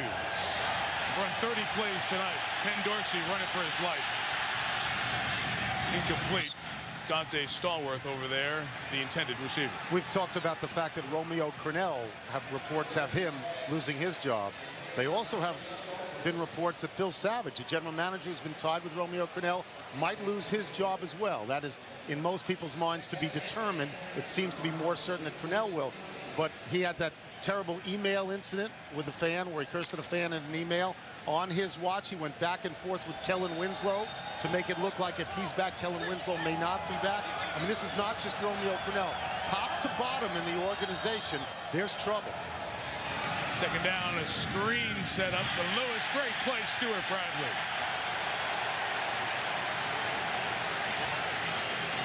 Second-year man out of Nebraska comes up with a big hit. It's third down. You mentioned the email incident. As Savage was involved, fan was emailing him about how poor the team is playing. This was during the Monday night game. Last time they scored. That's right. And he emailed back to that fan with an expletive in there as a go root for the Bills. And Savage has defended himself by saying, I respond to thousands of emails from fans over the 4-year span and been very polite in them. This one gets out and it's news. Well, that comes with the position, unfortunately. Third down throw behind the tight end, Darnell Dickens. Incomplete before fourth down. Sports Center right now, John Butcher-Gross. Thank you, Mike. Albert Hainsworth of the Titans will miss the final 2 games of the regular season. He sprained his left MCL on that play in yesterday's loss to the Texans. And check out this buzzer beater in Syracuse. Cedric Jackson, winner, chicken dinner at the buzzer. And Cleveland State shocks Syracuse 72-69. Full details on SportsCenter after the game. Site of one of Cleveland State's best wins ever in the NCAA tournament when Kevin Mackey was their coach a couple of decades ago. Thank you, Butch. So there are Cleveland fans. There's something for you to smile at. Dave Zastudil to punt it, and a flag comes down. It was very gracious of you to take a Syracuse loss with that kind of equanimity and even say thank you, Butch. That was very nice. Fine. He threw his sunglasses, his glasses down on the table. No. Hey, props to Doug Marrone, Ball new head start, coach. number 59, offense. 5-yard penalty. Replay, fourth down. Titus Brown, the flag. Doug Marrone was the offensive coordinator of the New Orleans Saints. Going to take over at Donovan McNabb's alma mater. New football coach at Syracuse. Yeah, Doug was a teammate of mine in Miami in 1987-88. He'll do a good job up there in Syracuse as long as he can do some recruiting. He's a good football coach. Got to get some talent. Not just Donovan McNabb's alma mater, the person to our left's alma mater as well. We know that. One penalty each side. That was the first penalty on the Browns tonight. Zastudil has not had a good night kicking. Jackson gets the wobbler at the 49, looking for the block on the picket fence. And sent to the sideline at the 44 by Rodney Poole. Nab's been here a decade. How long will he be here after that? Talk about it after this. When Donovan McNabb was benched against Baltimore, Kevin Cobb came in, second-round pick, 2007 draft, out of Houston. He played that half, his most extensive action, through a long pick. Ed Reed taking it back for the touchdown. He was 10 of 23. Didn't really do a good job on the field in that game, although he did lead one drive. And at that point, Andy Reid told Donovan McNabb himself after the game, you are going to be the quarterback against Arizona. And they've won the last 2 and are winning here by 17. McNabb in trouble, gets rid of it, out of the tackle box past the line of scrimmage. No intentional grounding, so it's incomplete. You know, when Cobb was drafted, the question was asked, and McNabb was insulted. He said that, hey, is this the sign that there's going to be a new quarterback of the future around here? He was mad at that, and that led, I think, to what people think is sort of a fissure between him and Andy Reid that exists to this point. He was also mad at being benched. He used the phrase to us, guinea pig. He didn't enjoy that at all. It leads to speculation whether Donovan McNabb will be here next year or at any number of other NFL cities where they would love to have him. And we could enumerate at least 3 of those. Yeah, and I would be surprised if Donovan wasn't angry, mad, ticked off, whatever words you want to use, when you've been the quarterback for 9+ years and your job is taken away from you and you feel it's unjustified. Now, in defense of Andy Reid and the Eagles organization, Donovan was struggling. This was not a first half against Baltimore make a change.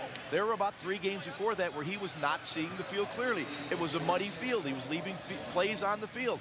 It wasn't a knee-jerk decision by Andy Reid. And I also believe when they went to Kevin Cobb, that was a change not only for that game. My gut feeling was if Cobb would have played well, he would have been the quarterback in that Arizona game the next week. He did not play well, played fast, and he played, just a game you did not expect. Maybe against the Ravens defense, you did expect that game, but he did not play well when he got the opportunity. After the loss of 1 by Westbrook, it's 3rd and 11, and McNabb again to Avant for the first down. Jason Avant's been great on 3rd down tonight, picking up first downs. That pickup 24 yards. And Kevin Cobb will be on the bench for a lot more years if Donovan keeps throwing the football like this. This is a very tight window to squeeze into Jason Avant. This is a confident throw. He trusts the wide receiver. You see the coverage was very tight by Mike Adams, but Donovan's feeling it right now. He can throw that ball through a tire 40 yards downfield. Career equaling night for Avant with the 5 catches and the 101 yards. His best night of his National Football League career, now in his 3rd season out of Michigan. Jason Avant. Correll Buckhalter's the back, 22. And McNabb knocked down L.J. Smith with the pass. Gained of about 3 yards. Jaws, when you were here, Randall Cunningham came in as a rookie. He was inserted into the lineup. You talked about it before on Monday Night Countdown, being benched, what that felt like, how you came in as a freer quarterback. But the presence of Randall's the future guy was always there. No question. In fact, when he was drafted, it was in the 2nd round, just like Kevin Cobb was taken in the 2nd round. And you feel your football mortality to a person say, they don't draft a guy that early to sit the bench. They draft him to take your job. And Donovan knew it, those were the fishers right there when they drafted Kevin Cobb. But I think he's handled it since the benching. He couldn't be more professional how he's handled this. 2nd and 8, Westbrook the carry for about 4 yards. You both did a good job, by the way, sitting down in unison. Go ahead. But, you said before that if it works out like this, Donovan will be here for many years to come. But I'm not sure that's true. I'm not sure that's true. I bet Chicago would like him. I bet Minnesota would like him. But Tampa Bay might like him, right? And if he's angry at Andy Reid and feels betrayed, maybe he goes on his own. Late, it's their time of the year. Calendar says December. Eagle Green getting on a roll. Philadelphia looking to win a 3rd consecutive game as one of those light showers starts to hit the field here in Lincoln Financial Field, Philadelphia, Pennsylvania. Only the Patriots have been better since 2000, and New England also getting on a roll this time of year. No resistance from the Browns so far as it's 20-3 Philadelphia. We start the 4th quarter with Tony Kornheiser, Ron Jaworski, and Michele Tafoya, Mike Tirico. 6 possessions for the Eagles, 6 to the red zone. Touchdown and a couple of field goals to show for it. McNabb's pass knocked down by Brandon McDonald.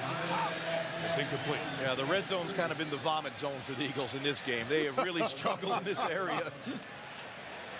Another field goal attempt coming from David Akers.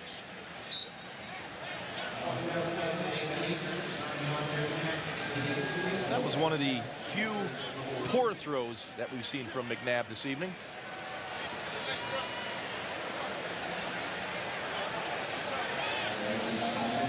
So Akers looks for his 3rd field goal, good from 24 and 34. And the former Louisville Cardinal adds 33. So 29 field goals for Akers on the season, and the Eagles lead 23-3. Well, what does it mean? Philadelphia is trying to get to 8-5-1. Already 3 teams at 9-5.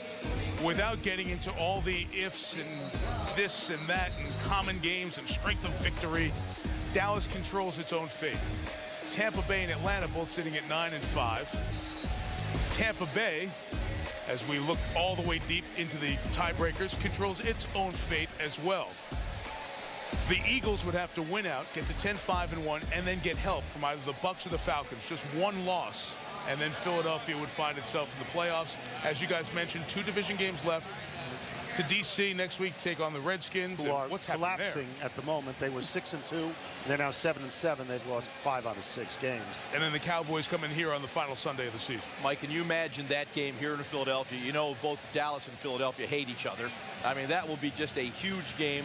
there's a very good likelihood that could be for that last playoff spot. Depending on how things go next week, boy, everyone will be lathered up for that one. Well, to be fair, everybody in the NFC East hates everybody else in the NFC East. You know, come on. You're the right. Redskins hate everybody. The Giants hate everybody. The Eagles hate everybody. They all hate the Cowboys. That's great football. And what is it? It's the best division in professional sports. Into the wind, shorter kickoff. Joshua Cribbs getting to the edge. Flag comes in. That'll bring the return back from the 30-yard line. You know, guys, you look at that tie sitting on the Eagles record. Yep. I'm telling you, that is just going to, I just have a feeling that's going to just kill them at the end. I don't know why. Holding number 27, return team. 10-yard penalty from the spot of the foul. First down. It's not even the controversy about the tie that you want to get to. It's that it was against Cincinnati. I mean, if you're the Eagles, you have to beat Cincinnati. You know, and then your playoff possibilities are exponentially better than they are right now. You know, you can look at any game during the season and say, what if? You know, how many times do you walk into a meeting right now and all the other announcers around the league hear this too? You know, we're 3 plays away from being a 9-3 team. Really, you know? And we're just a little bit of hair away from being GQ cover models. I mean, come on. Lewis been carried for about a yard. I mean, really. John Runyon's all fired up in the sideline. I believe tonight was his 200th start. Wow. 200 and 190 in a row. 3rd all-time in the NFL list, with Brett Favre at number 1 and Derek Brooks at number 2. And John Gruden said that Brooks has a pretty significant injury that he suffered. So it'll be very interesting to see if he makes it to the San Diego game on Sunday. Cribbs at the quarterback spot. And Browns fans are sitting back in Berea and all the University Heights and all the neighborhoods in Ohio going, where is he? Can we see more of this, please? Why wouldn't you? I mean, honestly, Jones, I guess I'm turning this to you. Please. Why wouldn't you have put the ball in his hands more to this point, or let him pass once? Well, we did talk about this with the coaches yesterday and the players. We were given the impression there was going to be 4 or 5 plays per quarter with Josh Cribbs at quarterback. Well, I asked the question about 3 times, what if a couple aren't successful early? Will you still use it? They said, oh, yeah. Well, we haven't seen much of it. 4 carries, 24 yards against a good Philadelphia defense. Dorsey's pass is incomplete, as it was just That's a flag. Yeah, I'm like an hour late. Chris Gokong just knocked him down. You know, it's one thing if you bump the guy first. Now the question was deflected. There's no foul for pass interference. 5 yards By on. rule, no interference behind the line of scrimmage. Well, was he behind the line? Yeah, he was. Okay. It was I thought he was throw about out to the go. flat All right. there, yeah. All right. Your eyes are better than mine, Mike. It doesn't look like it should be anything but a penalty. Yeah. But in fact, the ball's coming and he gets whacked. Yeah. It's understanding it's like when guys are trying to get out on screen passes and they get held and jostled. I don't know. That's right about the line of scrimmage. 2nd and 10. Dorsey was pressured. It's caught by Darnell Dinkins, former Giant, who had a touchdown against the Giants on a Monday night earlier this year. How good has Philly's defense been? Well, it's been terrific, and Trent Cole's having a heck of a game, and Asante Samuel with the interception there. He's going to sit on routes now. You better know where he is. He'll look in the backfield, and Trent Cole spent most of the afternoon in the evening, in the backfield, just schooling Joe Thomas, the left tackle. Stuart Bradley had an outstanding season. This Eagle young linebacker corps is very active. They've turned that position over the last 2 years. Much more athletic in the middle. 3rd and 4. It's a good throw by Dorsey, and it's a Dante Stallworth sighting. He was here with Philadelphia in 2006. His first catch of the night. His 15th catch of the year, and it's only Philadelphia can say, welcome back, we missed you. Wow. Well, this old slant route come back to the inside. Ken Dorsey made a terrific throw right here. Busted Dante Stallworth right between the 1 and the 8. Signed to a 3-year, $35 million deal. Not as ton of that is guaranteed money, but injured, getting ready for the opening game. Been his history, injured. Dorsey to Stuart Bradley. He's wearing the other team's uniform. 37-yard line, the Eagles will take over. Don't you feel sad for Romeo Crennel? honestly. I mean, the odds are he's going to lose his job, but he's handled it in such a classy manner. He's addressed it. He stood with it. I feel badly for the guy. I do.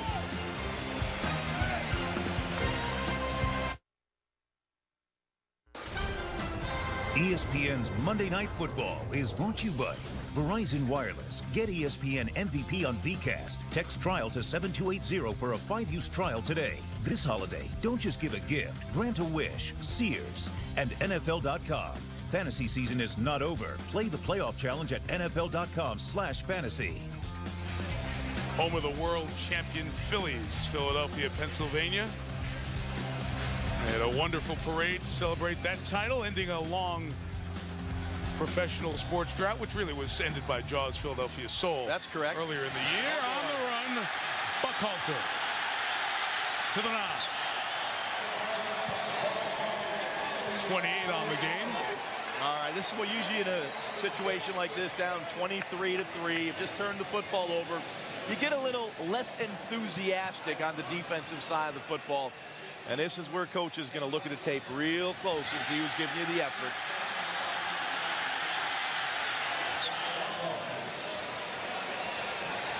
This will be the 60th play for the Eagles. Cleveland's run 39. I used to wear that helmet. Probably looked like him when you wore it. Well, the only thing that's gone poorly for the Eagles tonight, red zone trips. McNabb got one. Touchdown, Greg Lewis, his first of the year.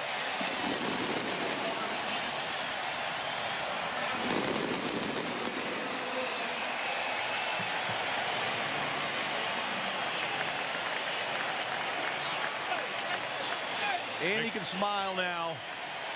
Again, no pressure on Donovan McNabb. 3-man rush. No one near him. Like shooting ducks in a pond. Who do you want? Who wants a touchdown? Who wants one? It's really an embarrassment for Cleveland. It's everything that they've spent the whole year being. Collapsing on offense, collapsing on defense, making no effort. A lack of resistance right there. 30-3. They will celebrate in Philadelphia tonight. Eagles still alive in playoffs.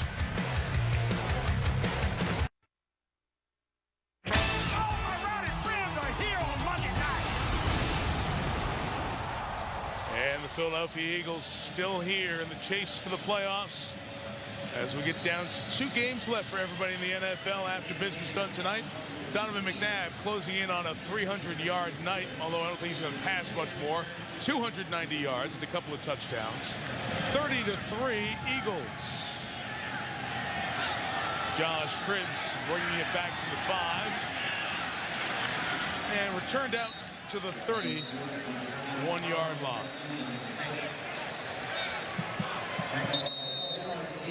Talk about Andy Reid when we come back. How is he the survivor in a very tough town?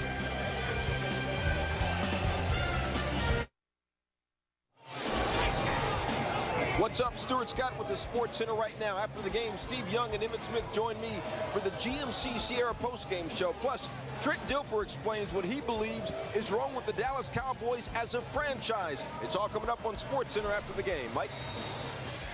Stay dry, Stuart. Thank you. Raining here at Lincoln Financial Field. Just started it raining heavily. Josh Cribbs going to take the snap out of the flash package, as they call it. Same play they ran a moment ago out of this formation, only gains a yard. We mentioned earlier on Saturday, Tony DeLeo was named the new head coach of the Sixers, replacing Maurice Cheeks. The Sixers have had 6 head coaches. The Philadelphia Flyers have had 5 head coaches since 1999. Can you name them all? Probably not. Yeah. The Phillies have had 4 managers since 1999. We make that the milepost because that's the Andy Reid tenure. In a city where they churn out head coaches like the next cheesesteak that's waiting, Andy has made it through a decade in Philadelphia. Well, maybe we'll see Cribbs throw here. This pass incomplete. Not just is that good for current times, guys, but it equals the longest tenure for an Eagles coach. Greasy Neal had a 10-year run. That's it. And what's odd about that is Andy Reid, as you well know, Jaws, is not beloved. because he doesn't have the kind of personality that they like in Philadelphia. He's distant. He's somewhat aloof. He's very short when he speaks. And in Philadelphia, they like people who confront. They like passionate people. This is a different city than the other two East Coast cities in the NFC East, Washington and New York, where people come and go. You're born in Philly, you live in Philly, you stay in Philly, and you know the whole history of teams. And they look at Andy Reid and they say to themselves, he wins, but is he one of us? Couldn't you be more like us? And Andy can't be.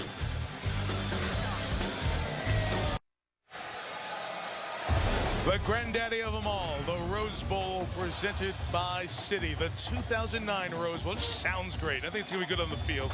Jopa and Penn State against Southern California, New Year's Day. Coverage begins 4:30 Eastern on ABC and ABC HD.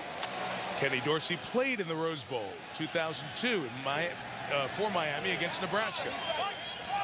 And the next year lost the national championship game to Ohio State in overtime. I believe that was a Fiesta Bowl. 3rd and 9 for the Browns quarterback, whose pass is behind Dante Stallworth, incomplete. And it's 3 and out. Guys, let's get back to that conversation we were having about Andy Reid and just getting, I guess, the people of Philadelphia on his side. Jaws, it has never seemed to have happened despite the very good results over the last decade. No question, Mike. He's an outstanding football coach. And Tony nailed it. He doesn't wear his emotions on his sleeve. His press conferences are boring. The fans want something in this town. He gives them nothing. It's boring, yet he wins. And if he would be a guy, in fact, I know Steve Sable, the president of NFL Films, has talked to Andy about, hey, show more emotion. These people will revere you like they revered a Dick Vermeil because of that passion. Andy has that passion. He just doesn't show it. Punt's going to be down here at the 14-yard line.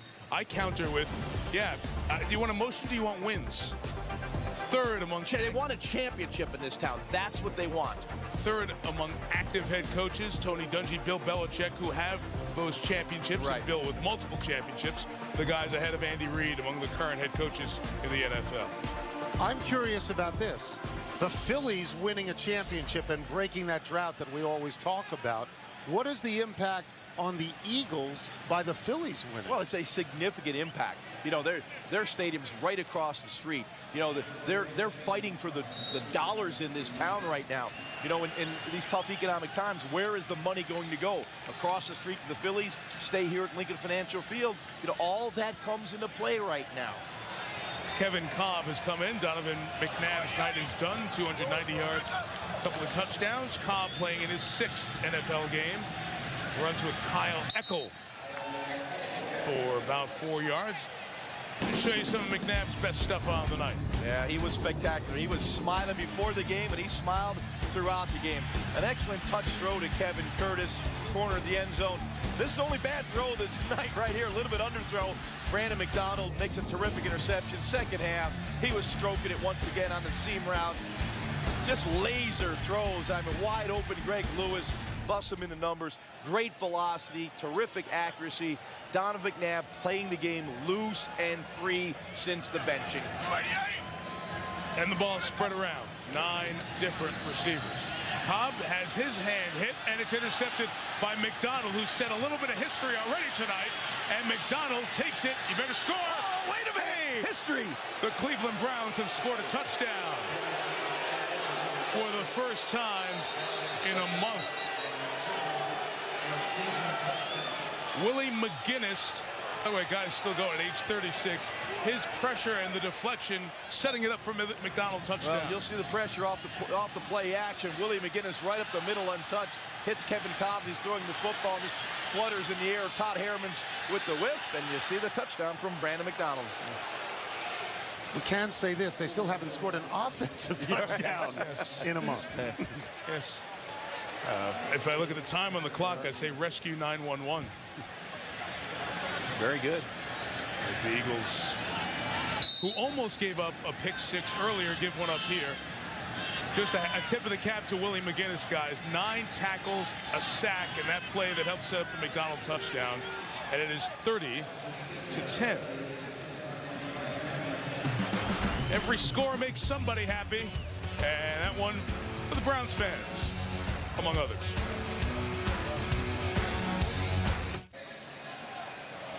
Well, after about 245 minutes, the Browns have scored a touchdown finally. Brandon McDonald doing it, and he's had a record-setting night. First player in Monday Night Football history with an interception in each of 3 games in a season. 3 appearances by the Browns. He's had a pick in each. And the one he had at the end of the first half, the 98-yarder that didn't score, it was the longest non-touchdown return of an interception in NFL history. Wow. In the regular season. You may remember Champ Bailey in that playoff game against the Patriots. Yep. He had a 100-yarder that was not a touchdown. He was caught before he was able to take Tom Brady's pass all the way back. But in the regular season, what you saw at the end of the first half had never happened in the history of the NFL until tonight. 30-10. And the return by Quentin Dempsey takes it out to the 24-yard line. You know, Brian Westbrook on that record-setting play made some kind of play, Jaws. It was amazing. You'll see Donovan drop back quickly here, throw the fade. It's picked off by McDonald. Westbrook's kind of watching the play. Look at this effort. This is going to be a long touchdown return. Look at Westbrook make up the ground. He slows him down so Hank Baskett, trailing, can actually make the play and take McDonald out of bounds. Great effort by Brian Westbrook and Hank Baskett. And that is at the end of the half. That's at the end of a long drive as well. Yes. It was not the greatest clock management situation in NFL history. But so we're back to Cobb at 30-10. And back to the ground, and Kyle Eckel gaining a couple of yards. I just want to get to Cobb for one quick second, Jaws. The folks here in Philadelphia have spoken about how much they like Cobb, obviously taking him in the second round. What have you seen of him? What are you hearing about him now in his second year? You know, I believe they really like him. You know, and they think he is the quarterback of the future. When will the future be? I really believe, as I said earlier, that Baltimore game, if he would have played well in that second half, I believe he would have started against the Arizona Cardinals. He played poorly. Donovan got the job back, and Donovan has played like, you know, like a new man right now. He's found himself enjoying playing football again. But I know they like Kevin Cobb. He does have some talent, but he's young and inexperienced. Second and 8, right back to Eckel, formerly of Navy, for a couple of yards. Tony, I need a favor. Yes. Can I mention Favre? Yes, go ahead. Next week, all you want. You guys think about the conversation with Green Bay and Aaron Rodgers and Brett Favre. Well, Aaron Rodgers is our quarterback of the future. The question becomes, in situations like this, you take a second-round pick. This is the quarterback of the future. When is it now? When do you say the future is now and we make the move? And that's the dilemma Green Bay had to deal with last year in the offseason. And at some point, whether it's January or January of 10, Philadelphia is going to have to deal with that as well. And it's going to be a tough decision when they make that. You know, and the Eagles have some other tougher decisions. You know, you have Trey Thomas, you know, a wily old veteran. John Runyon, a wily old veteran. You know, the age factor now comes into play. Do you make the change with the quarterback and then you rebuild the offensive line? You know, you got to look at the big picture, not just focus on a single player. But here's what's going to make that change tougher for the owner, Jeffrey Lurie, who we just saw. If indeed the Eagles make the playoffs, if they win out and make the playoffs, that's going to change the direction here. Donovan McNabb may well have been out or may well be out if they don't make the playoffs. If they do, people are going to stand up and say, hey, he led us all the way, 5 straight wins. They benched him. He came back a different guy, as you're fond of saying, Jaws, and that's going to change the dynamic of both Andy Reid's tenure and Donovan McNabb's tenure at this point, because he's the greatest quarterback this team's ever seen. Eagles only had 10 players out for their first punt of the night, so they take a timeout with 7.5 left here in the fourth quarter of a 30-10 game. The irony shouldn't be lost on people that when Kevin Cobb came in this time for Donovan McNabb, McNabb was still smiling. And it shouldn't be lost that when the second pass he threw got batted down, like the first one was batted and goes the other way, he was booed. I mean, it's rare that you could. It's rare that you can be up 20 at home and get booed. Right. This is Philadelphia, Michael. This is the city where Santa Claus was hit with a snowball 40 years ago today, by the way, at Franklin Field. Savraka's first punt's not a very good one, and the Browns will get it at the 35-yard line. Well, you talk about being tied together with quarterbacks and head coaches. Here's the current run. Dungy and Manning, 7 seasons together. see, fourth on the list, Mike Holmgren, Matt Hasselbeck. Obviously, Holmgren leaving after a couple of games.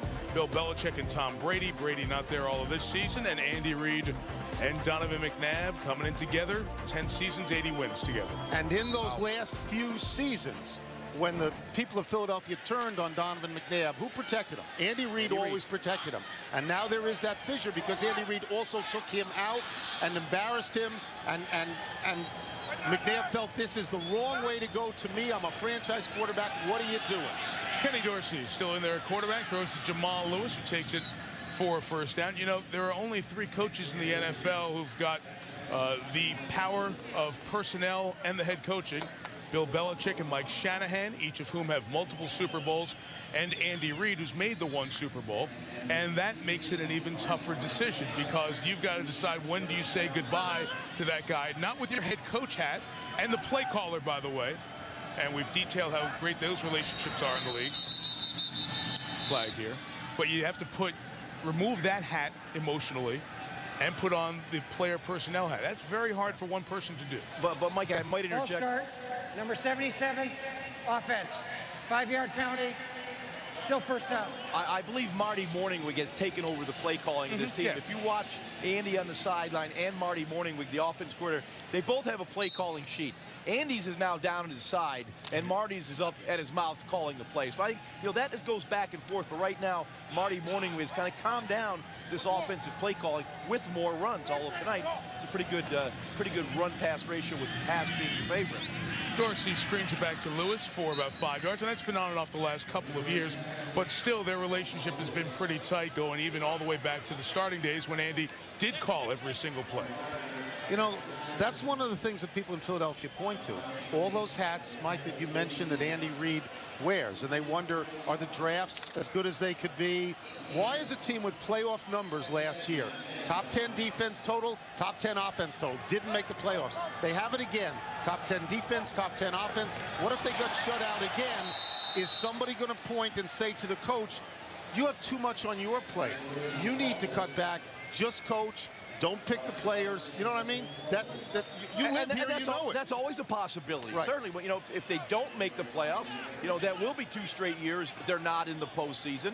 You know, since that, you know, the Super Bowl appearance by the Eagles, their record has not been stellar. They're 2 over 500. 2 over 500. So, you know, it'll be obviously 3 after tonight. So those are the questions Jeffrey Lurie and Joe Banner, the president team, you know, they must ask. Where do we go from here? On 3rd and 15, Dorsey down the middle, dropped by Joselio Hansen, who's become the 3rd cornerback on this team. You might remember Asante Samuel was acquired and Lito Shepard. A lot of conversation. How is Lito going to handle being the 3rd cornerback? We've got 3 starters, blah, blah, blah. Well, as the season has gone on, Lito's on the bench, right, and Hansen has played more football in the nickel. That's right. And played pretty well, too. By the way, to answer what you said, Jaws, I will go to Mike's side of the street on this one, because Andy Reid, there's got to be 25 to 30 teams in the league that if Andy Reid's name came up tomorrow, they'd absolutely say, give him to me. No, you know, give him to me. You know, John Fox said he would have if he got fired in Carolina, he said he'd have a job in a day. I think by sundown, Andy Reid would have a job. It's a touchback, and they'll take over at the 20. You know, you bring up that point. I think both Reid and McNabb, the topics of this conversation, neither one will be appreciated for what they've done in Philly until after they are gone from Philadelphia. Or they win a championship. Yeah, right. One or the other, yeah. Michael. I think that's, you know, that's where people sour, and you know, Tony calls it fatigue, and I think that's probably a very good term. If they win a championship, that's what it's all about. All the records, all the good things that have happened. This is a very demanding town. You know, they do not accept mediocrity. That's simple. Let me ask you this. You think Cleveland would take 95 and 61 for the last 10 years? Huh? They have a parade. 5:18 left. Cobb back under center. And back to Eckel for about 4 yards. Cleveland would take 61. 61. Come on. Brady Quinn, is he the quarterback of the future for Cleveland? Injured his finger, fracture of the right index finger, had 3 starts, went 1 and 2 in those starts. They're in conversation with Braylon Edwards. Romeo Crennel said after he got the job and had a start under his belt, he said, no, Brady Quinn's going to be the quarterback when we come to camp next year. The problem is, if you believe everything you read, It's not going to be Romeo's choice. Yeah, and there are a lot of problems that Cleveland has to address. But I think number one thing they have to address leadership. Where does the leadership come from? We've had them 4 times, all from the preseason to now. They're devoid of leadership. And I think that's what it is. From within the locker room, from within the coaching staff, and I believe from the front office. Who takes over is going to have to be a guy that has a strong back, that has great leadership skills, that is familiar with the Cleveland fan there, a Bernie Kosar type guy who, people revere in that town. I'm not putting him in that, but that type of person. No, but what you're doing is you're making the case for Bill Cowher as you speak. I mean, he's got all those things. Kosar has those things too, but so does Cowher. He's got a tie to the team. He played for the team. And, he was an assistant coach. And I'm not pushing Bill Cowher. I'm just saying and there are a lot of outstanding assistant coaches, and we saw the success in Atlanta now. We see it in Baltimore with John Harbaugh, Mike Smith in Atlanta, Tony Sparano in Miami. Guys keep going, who are these guys? There are a lot of good assistant coaches on staffs around the National Football League that deserve an opportunity. But they went the assistant coach route by taking Romeo Crennel. They went the college coach route by taking Butch Davis. They went, they've done everything but go get an established head coach. And the 2 names that are floated most commonly, Cowher and Schottenheimer, would fit that pattern, would they not? And I believe it would be a mistake to automatically go, yeah, we're going with those named guys. I'm saying there are a lot of good assistant coaches that deserve the interview process. If they're smart, they'll do their homework and go through the checklist of what it takes to find a Mike Smith, to find a Tony Sparano, to find a John Harbaugh. The guys, people are going, the head scratchers when they were hired, look where they are now. It's not about the public relations. It's about how do you put together a football organization. The Kyle Eckel football show continues. That's his 7th carry. Romeo Crennel was a part of 5 Super Bowl titles with Bill Belichick along the way. Those different stops during the years. 38 years in coaching, 28 in the NFL. Defensive coordinator, 3 of those Super Bowls with the Patriots. He and the GM were extended. Phil Savage through 2012, Crennel through 2011, and that's the decision that the owner, Randy Lerner, will have to assess with his group of decision makers. Many people with the Browns in their past, good business past as well, assessing it. Hey, give Sean Rogers credit. Yep. People have talked about Sean Rogers. Does he dog it for many years? It is 30-10. This guy could very well be going to the Pro Bowl, and he's out there making tackles on the other side of the line of scrimmage. 2-minute warning in the city of brotherly love. Big night for Philadelphia. A night that they can keep their playoff hopes alive.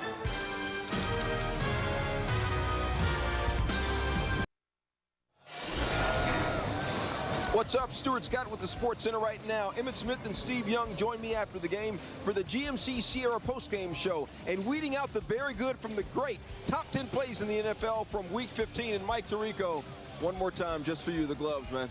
That's right.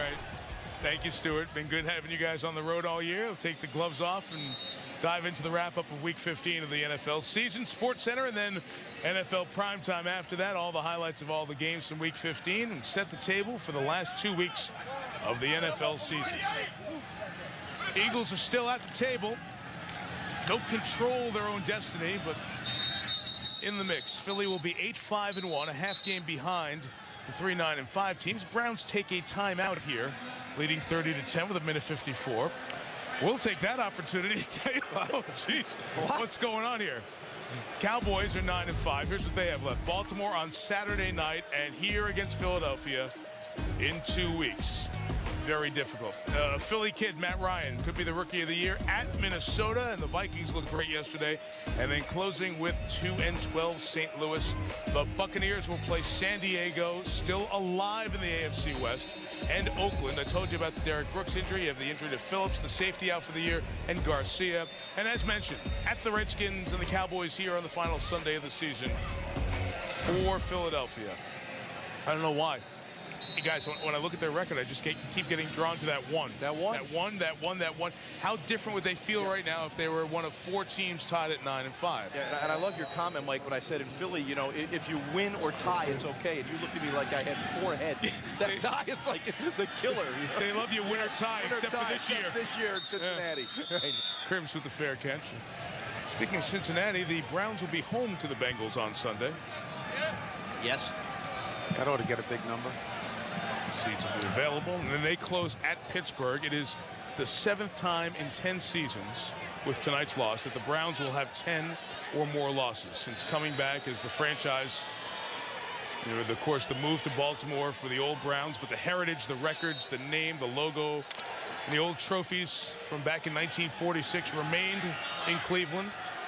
And since they've come back to the National Football League, it has been Zippo. Half dozen franchises have not gone to the Super Bowl.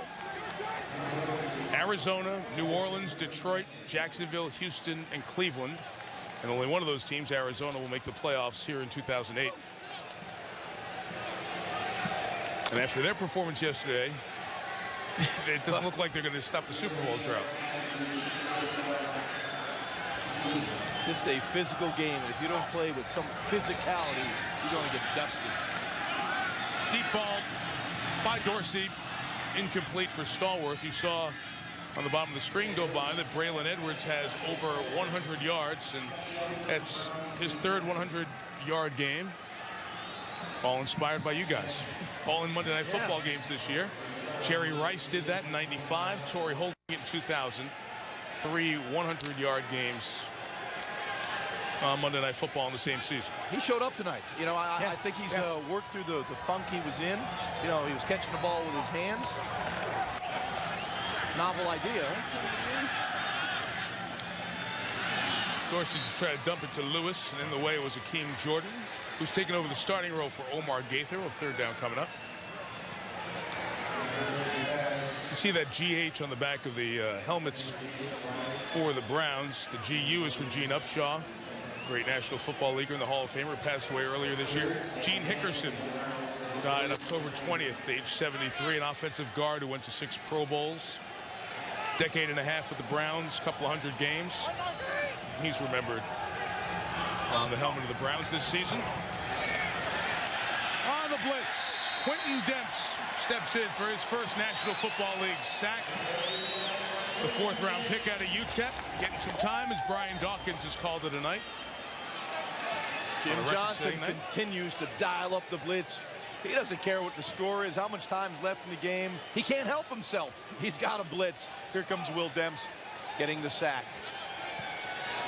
Jim Johnson on the current Mount Rushmore of defensive coordinators. Dick LeBeau, Monty Kiffin, those old sages. 4th down interception is dropped by Sheldon Brown.